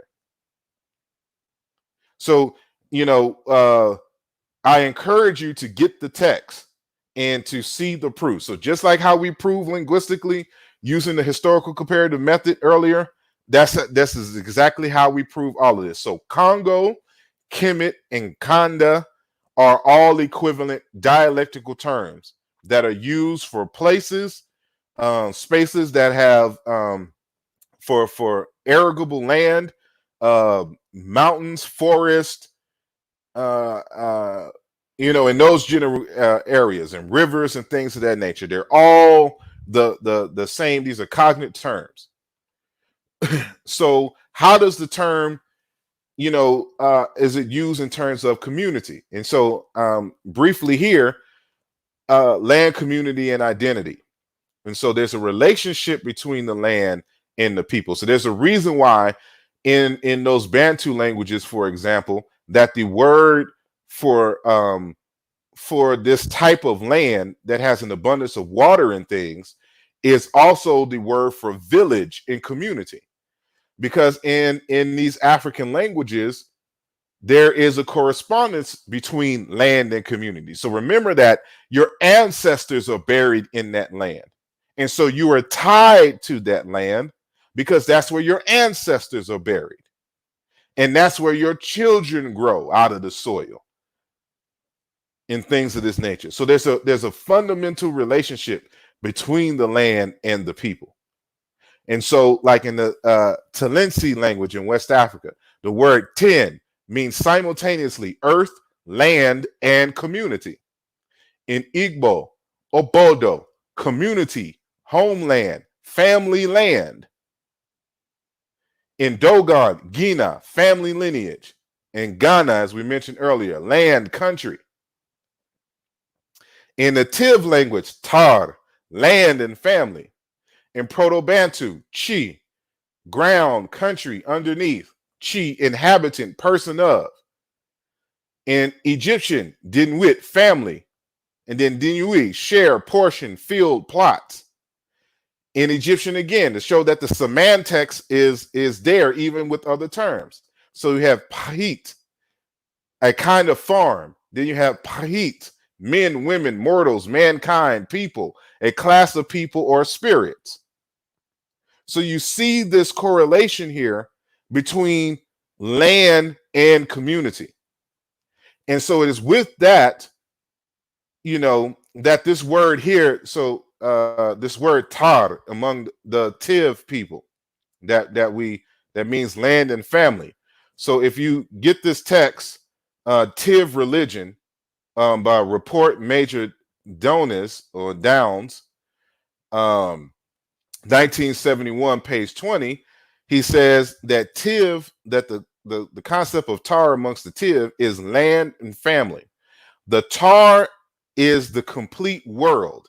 It is the body and the soul, the substance and the essence, the past, the present, the people with their customs, their habits, built-in traditions of the ancestors, all other forms of life in the land on which they live, and also the replica of this with the spirits and the ancestors and others with the whole of nature. So this is going to be very important Why? Because this word tar is cognate with the word ter, land, in Egyptian. They're the same word. And so we notice in Egyptian, land as an element of the cosmos, earth, country, Egypt, the whole country, soil, farmland, and buildable land. And this is another way that we know for a fact that the word Kemet has nothing to do with black soil or black people, because the word tar is also cognate with the word Kemet. How do we know? Because we prove all things. Where I'm from in my village, we prove all things. Demonstration beats conversation is the religion in which I belong. So with that, you can see that the ter is cognate with the KM sequence in Egyptian as well as in Chiluba. And so Ter, which is a weaver's town in Lower Egypt, and word the Ter meaning fabric is cognate with Kuma, spinning, making thread, making fabrics weave. And there's another word, Kumanini, that deals with the word fabric in Chiluba, I should say. And then Ter, stuff, substance. Kimu, mineral, a substance. Terhe, to stamp down, to stamp down. And then Sakim Kim, destruction, annihilation. And then Chiluba, Kuma, beat, knock, thunder, think of rain. Ter, a sacrificial animal. Kimi, a bull, which we know they sacrifice, which is part of the sacrificial animals. Cows, lambs, rams, things of that nature, bulls. Those are all the sacrificial, and ducks.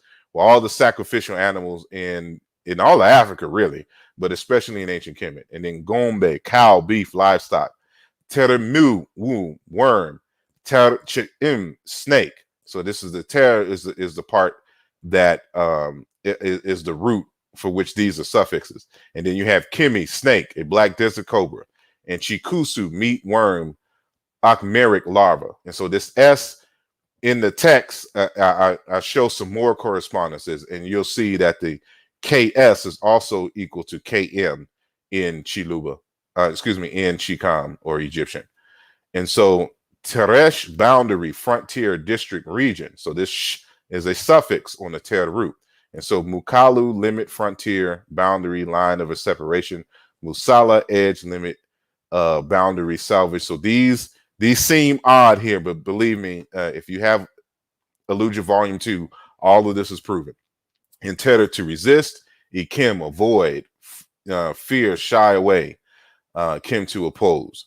And so we can see that it is regular that the Ter, Kim, is the Ter and Kim are dialectical variants, saying of each other. So when we see Ter, land, earth, country, Egypt, soil, material, farmland, and buildable land, we know that this is the same definition for the word Kemet, as we have said already.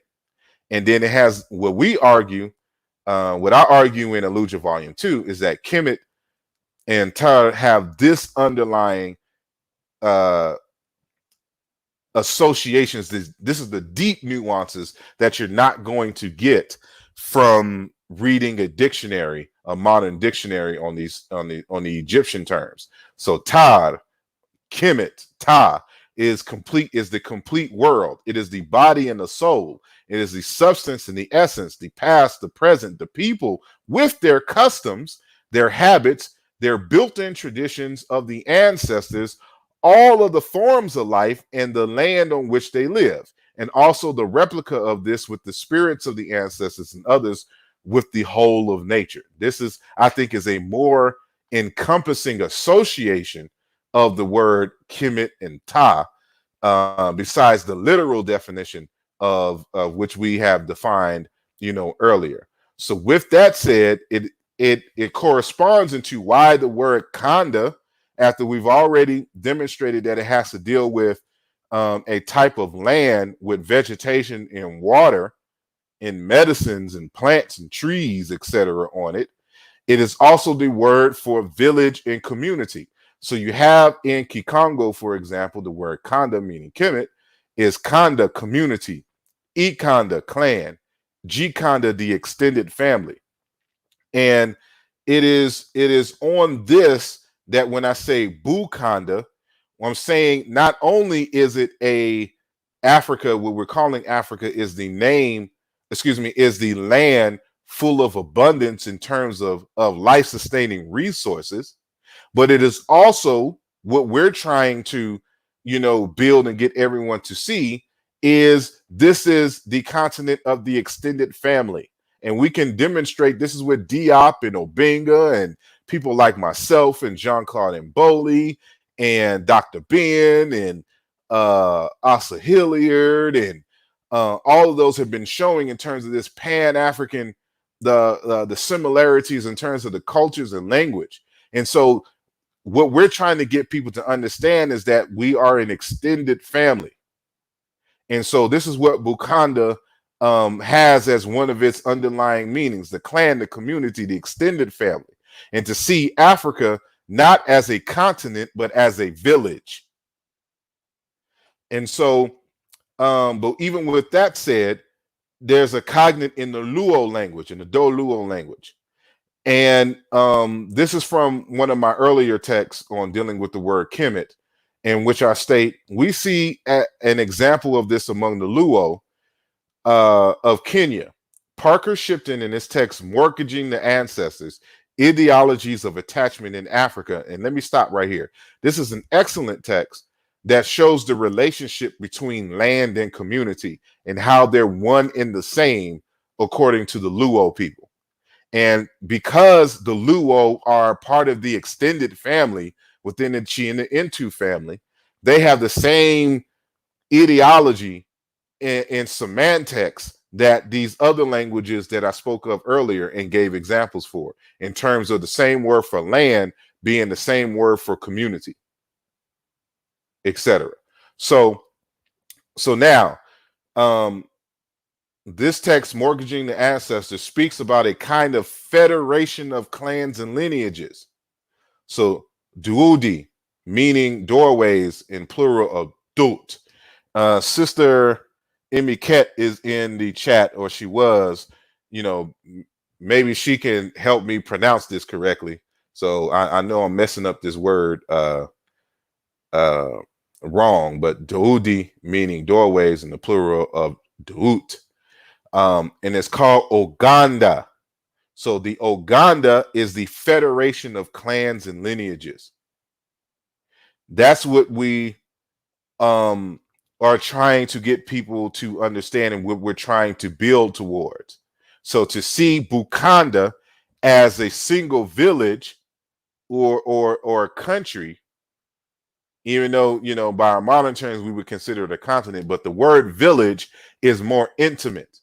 And the people see themselves more so as related and relatable in a village context versus a continent context.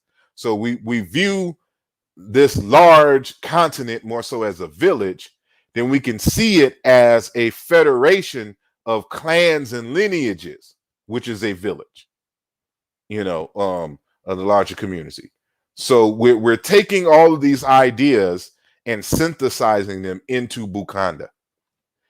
And so, this is Bukanda, the continent Bukanda. And, this comes with some elements in terms of our identity. So if we want to talk about the language of Bukanda, we're going to call it Kikanda. And so, many of us have already agreed on Kiswahili being the Pan-African language, the primary language of business and things of that nature. So when we adopt, Kiswahili, we'll have an alternate name called Kikanda, in terms of Kiswahili. And so the continent, of course, is Bukanda. And, as a person, you would say, I am a Mukanda. So just how we would say, like, I'm an African, you're speaking in the singular. A Mukanda would be the African in the singular. And so you would say Bakanda, the Africans, which is the plural, the people plural. And then if we want to talk about, like, the African way, like African thought and philosophy and stuff to that nature, we would say kikanda. And so the key in language and the key in manner and way, they're homonyms, but they're separate. So if we want to talk about African philosophy, African ways of doing it, or Bukanda philosophy, Bukanda ways of thinking, etc., etc., we speak of it in terms of its kikanda. So hopefully this is making sense. So as I stated earlier, this is in hopes and in working towards a United States of Africa. And so, UNESCO has already kind of divided Africa into these 5 regions. And so we could use these regions in developing these 5 different states. So you can have this state here in the red, this West African state, this Central African state, this East African state, and the South African state. This is just one proposal for a United States of Africa. We get rid of, for the most part, these colonial borders. You have a single language as the primary language of communication, the lingua franca, which would be Kikanda or Kiswahili, for example. And then you have one currency and you have one military, but you would have different states. We widen these states and move forward from there. I wish there was a proposal from this website called Africa2030.org from the past, but it's no longer up, and I don't even think they're much of an entity.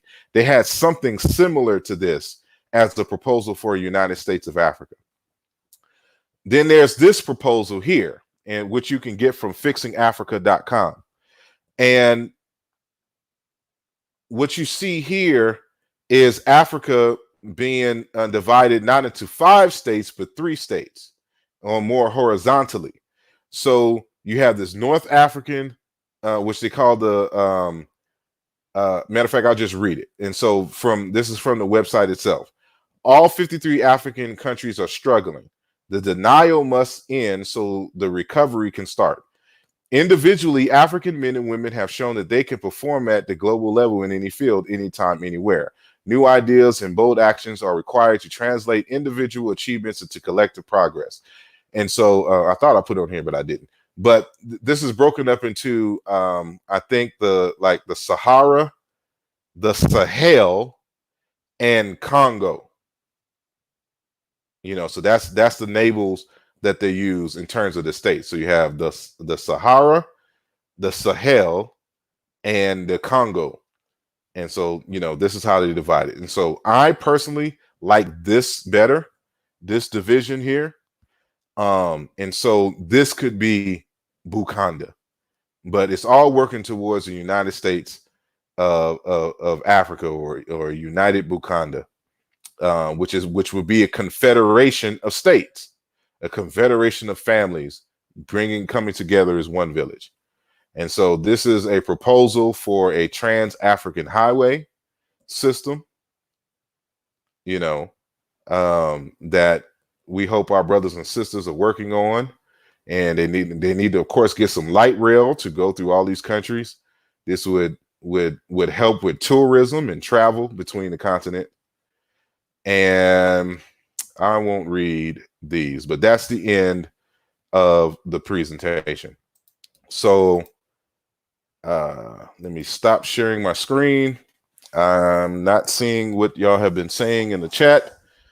And so what I'm going to do is get feedback from everyone, and I'm going to open. I only have so many. I think I can only have 5 other people online, but if you want to join the live panel, I'm putting the link in the YouTube chat. And so for everyone that's on Facebook, you're going to have to, put a question, in the chat.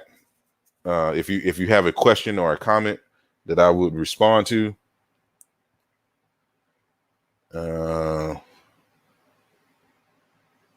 What's going on here? Yeah, y'all in your own world, having your own conversation is normal. Peace to Sister Jolanda. Peace to Sister Naya. I think I seen Zane Montego from earlier. ACL, UNIA, Brother Kofi, Anyi Monroe.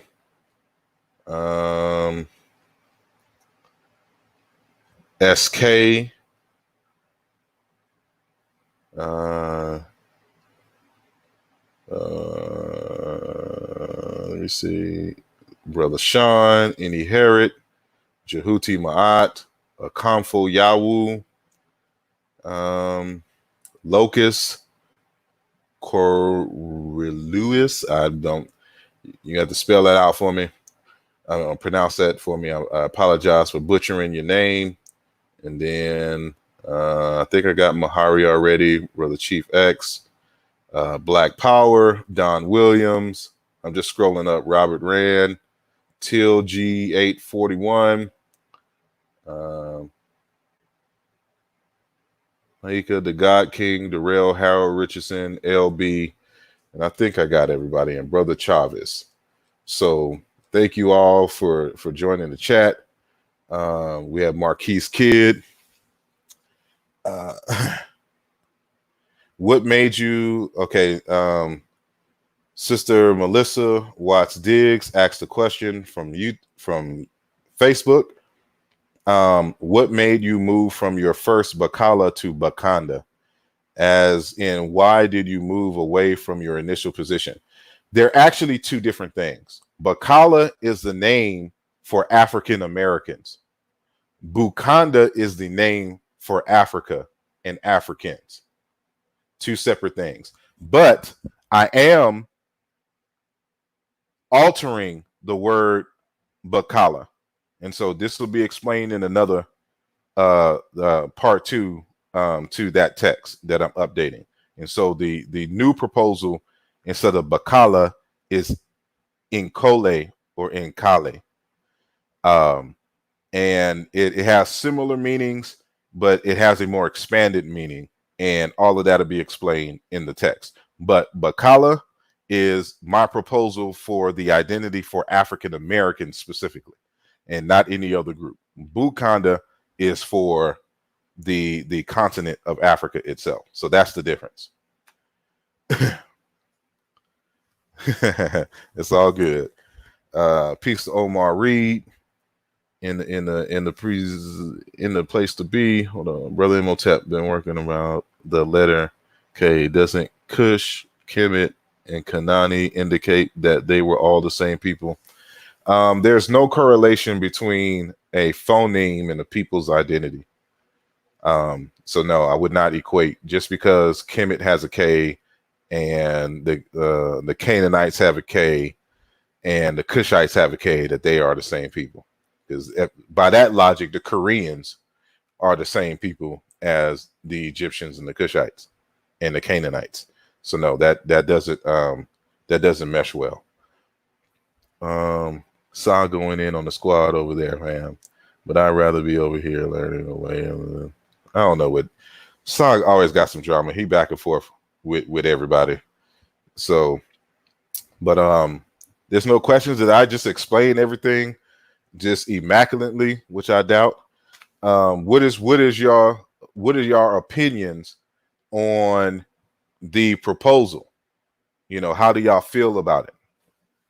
Especially people on the continent and in the States and in the diaspora. So I know we have one sister out in Brazil. You know, tell me what you think. We have a sister from the continent in Miquette, and I know it's a few brothers from the continent on the continent that's listening. What do y'all think? And then, of course, my African American and Afro British, you know, saying folks, what do y'all think? And thank you to Dr. Ortiz and for your contribution. The question, She has a question also. Do you think one of the reasons the United States has 51 states is that a federal government can easily control any one state that attempts to secede? And if so, should a similar strategy be applied to Bukanda? I think so. And I think that, that is the case. Of what people don't realize is that the United States consists of 50 or 51, if you want to include like Puerto Rico. They've been trying to make them a state. It's actually 50 countries, you know. Uh, and so, I was born in the country of Florida. I was raised in the countries of Louisiana and Texas. I currently live in the country of Pennsylvania. And so there's a certain level of autonomy that countries have. But there's also a benefit by coming together as a confederacy. And that's what the United States did. They created a confederacy of states, and that, is governed by a federal thing. So that's what would be the situation in Africa. And so what we're trying to do in Africa is get rid of these 54 states and things of this nature, and combine these quote unquote super states or countries. And so to make things easier and to get rid of that colonial baggage that that just grouped folks together anyway. And so our groupings is the proposals are a lot more logical given the nature of history and things of that nature. But the states are going to have to get rid of this notion that they are successful. And so that's something that Sheikh Anta Diop mentioned a lot, that these states are failing, and but they don't want to give up some sovereignty so that the collective can have more power and they can pull their resources. So if you had a United States of Africa or Bukanda, for example, you would not have Boko Haram just chilling and living in northern Nigeria, because you have a singular army that they would have to, see, they know that they can do some damage, to, small groups of people who are just randomly scattered in Nigeria who are not connected in some way. But it's different if Boko Haram knew that they had to fight the whole continent to try to take over a particular territory, and so there would have to be some, we would work out the incentives for maintaining the state and not seceding from the state. And so luckily we have history behind us, so we can learn from the European Union, we can learn from the United States, we can learn from China, for example, because remember, China used to be 4 or 5 different states, and so now they're one state, they're one country, which we now call China. But they were like 4 or 5 different, totally different countries and states. But China was brought about by war. So they, went and conquered all of them and then made them one state. So Mahari says Bukanda, I think, was well thought out and a wise move. Thanks for the background on the origin of the word Africa. The challenge is getting the corrupt leaders to be brave enough to move for the people. Yes, that is the challenge. And so, there's a lot more to this, but of course I can only say and do so much in terms of, this type of presentation. But this is just dealing with the name and dealing with the ideas. And so what we would have to do is have these grand meetings and kind of iron out what the United States of Africa or Bukanda would look like. And so, if you are down with this proposal of calling Africa Bukanda, all it takes for you to do is just to change it in your vocabulary. Of course, there's going to be a growth period and trying to convince everybody of the term and the usage of the term. But I'm now probably going to have to like create a small pamphlet, an easily digestible pamphlet to explain the name change and you know the reason before it, the background, and how this would be beneficial to us. And so as you know was noted, you know, the change in power is the change in the language first, and that's what we got to do. And so yeah, so if anyone has any, I put in the link again just in case anybody wanted to join live, but I guess not. But if I don't have any questions, and you know nobody has any, you know, even if you critique, you know, if you don't like it at all, you know, let me know. And so this helps the dialogue to move forward. And so I know it's going to be a time delay uh here, but you know, those of you in Facebook land, you know, if you have any comments or questions, you know, please type it in, and you know I will address it live. So, but yeah, so you know, again, tell me what you think. And so, no, it's not. It just happens to sound like Wakanda in some kind of way, but Wakanda itself was, um, you know, there's actually like there's two Wakandas in Egypt. I mean, in Africa.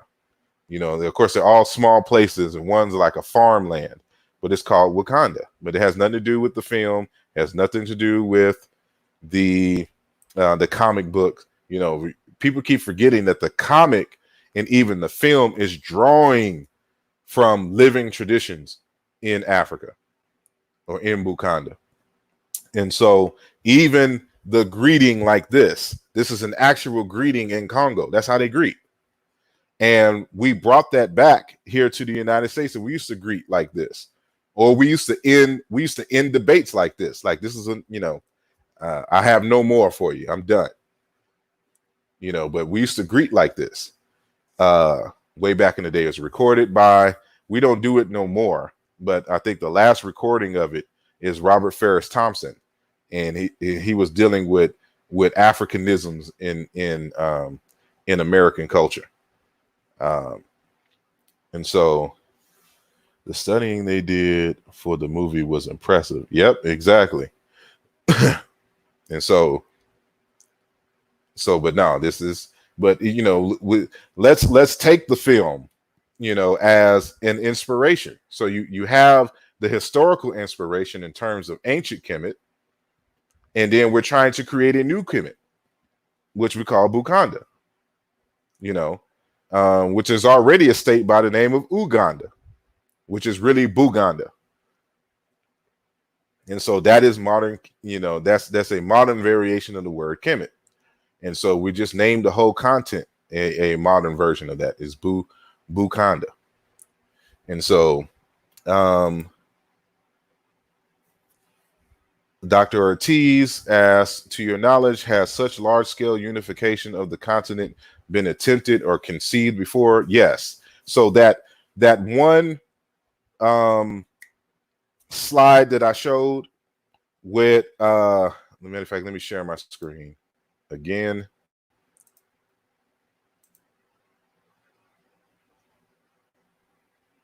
Boom, let me get rid of that. And we go back up to here. Like you can read and download the proposal. So there was another one I mentioned too. There was one called Africa 2030, but I can't seem to find that anymore. So if you find my old article on renaming Africa, you know, I point to it and cite it, but it's not up there. But fixing Africa is still up and it's still proposed. So this unification, these borders here, is the proposal for the United States of Africa. And so go to fixingafrica.com, and they'll give you some history and a background. I think they started way back in 2009. And so this is their proposal. And so this is just one proposal. I like this proposal, you know, or we could do like this.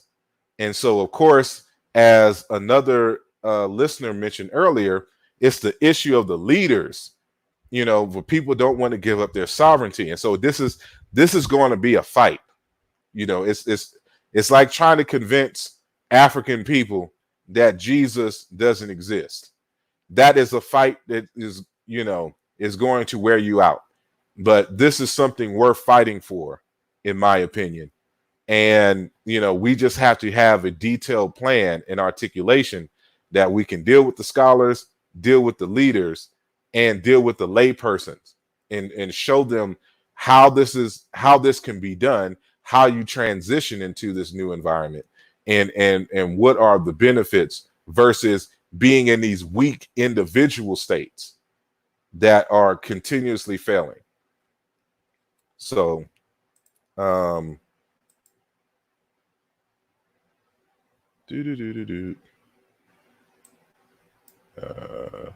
stop the share screen. So boom. So I hope I answer your question. Kenda is 9 in East Coastal Bantu. That's what SK says.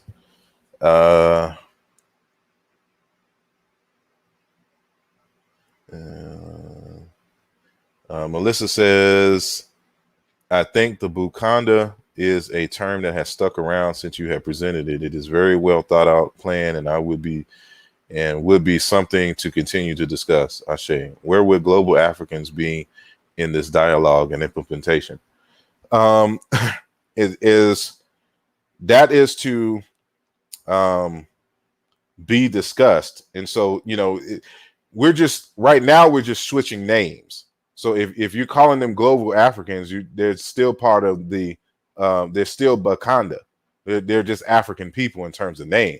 Now, if we're talking about the United States of Africa or Bukanda in that context, in terms of political borders and things of that nature, that is something to be addressed. Like one could add, for example, like someone has proposed making Jamaica, making Haiti, etc. In some of those islands, parts of Africa, part of the African states. And so, like, for example, African Americans, the Nkala or the Nkole, we would just simply be, just a diasporic branch. So just how you have Jews in America, Jews in Europe, and they have a homeland called Jerusalem, it would be the same thing there. And so, the proposal, of course, all of us, if we wanted having that dual citizenship, in terms of African Americans and in the continent of Bukanda. So it's a very large thing, and this is just the beginning. So this is something I think is easy. So just the renaming of the continent and the people in terms of the vision, that's easy. So all it takes is for you and I to use it. So like in my future works, I'm going to be using Bukanda when I refer to Africa. And it's the utilization in the text and just using it every day in your language. It's going to be hard because we fought hard for the respect and the usage of the term Africa and being African. So there's a lot of us just already just used to that term. So I understand that this is going to be a battle, but I hope with more discussion, and especially bringing the background like we did at the beginning of our conversation, that it helps to ease it in. I hope it is something that people can see as something that they be willing to adopt. And so if you still like to use the word African, but at some point, some generations later, hopefully it would just be Bukanda, when they will refer to themselves as a Mukanda, and we refer to each other as the Bakanda. And then we, in terms of being, the African way of doing it, it'd be Kikanda.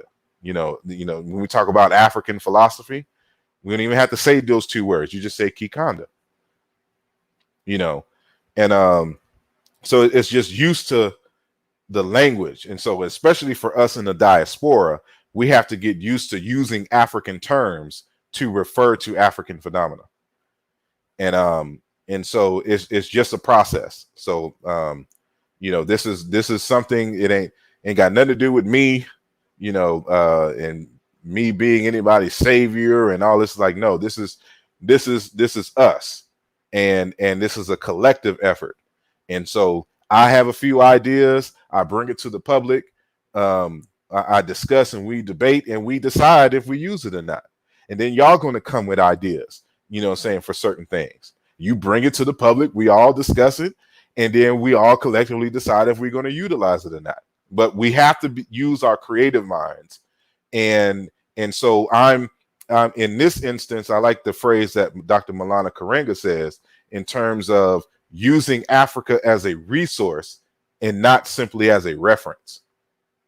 And so I went into the pool, into the well of the continent and its languages and its people, and I withdrew the right language, the right terms, and the right understanding, and the collective way of seeing the world and things, and formulated it in a way that is indigenous, saying, to us, and speaks to our sense of purpose and community, as well as our relationship to land and the resources and things of that nature. And so when all of this is encompassed in the term, then I think, it is definitely more feasible than the term, Africa itself. One, because it's a forced term, and two, we don't know what it means. And so I think, like, doing some research some years ago, I think it's actually a word that means, it's two that I narrowed it down to, given, looking into the Berber languages. It's either a word for yellow, or it's a word for like traveler, whatnot. And that's why I said it's possibly cognitive with the word Hebrew, as that's what the word means, to move to and fro. It's a word for, people who don't have a home, that constantly on the move. They're migrants. They don't have a settled place. So if that is the case, we don't want to be eternal wanderers trying to find ourselves. Bukanda has this underlying sense of stability and groundedness in a place that one has ancestors and traditions and customs. And so that's one of the reasons for the change against the term Africa. Exactly. So Phi Lighten Test says that's how truth works. Someone starts it, people follow it, and it becomes true. It just becomes a tradition. So everything that we do, somebody thought of it and just explained it to some folks, and some folks agreed, and then other folks agreed. It all comes it doesn't come out of thin air. No aspect of one's culture comes out of thin air. It doesn't appear from the fourth dimension and then hovers, over your desk at work, and then bam, it's part of your life. A human being creates it and or suggests it, and then the people either agree or they don't, and that's how it is. So doesn't look like there's any more questions or statements. So we've been on for about 2.5 hours, and that's long enough for me. So I appreciate everyone for listening live, and again, share, have these conversations, debate them with yourself, amongst your family, and utilize the term. If you agree with it, utilize the term. And so I will be, creating a small text. It ain't going to be big and thick like my other text. I'm trying to keep this digestible and small so that, y'all can get the idea of what it is, so that you have some grounding that allows for you to, saying study it and digest it well, and pass it along to people to study and read. So thank you all again for listening. thanks those who made contributions and donations, and come back this Saturday at 1 p.m. Eastern Time as we bring back Dr. Shamarka Keita. And he's going to dive into some serious scholarship dealing with, bioanthropology and ancient Kemet, as well as the Corona-19 virus. So tune in again this coming Saturday, the 25th of April at 1 p.m. So peace and blessings to you all. Y'all have a lovely evening. And if some of y'all cooked, save me a plate. I'll come through and you could just stick it through the window of the vehicle. Anyway, I'll holler at y'all. Peace.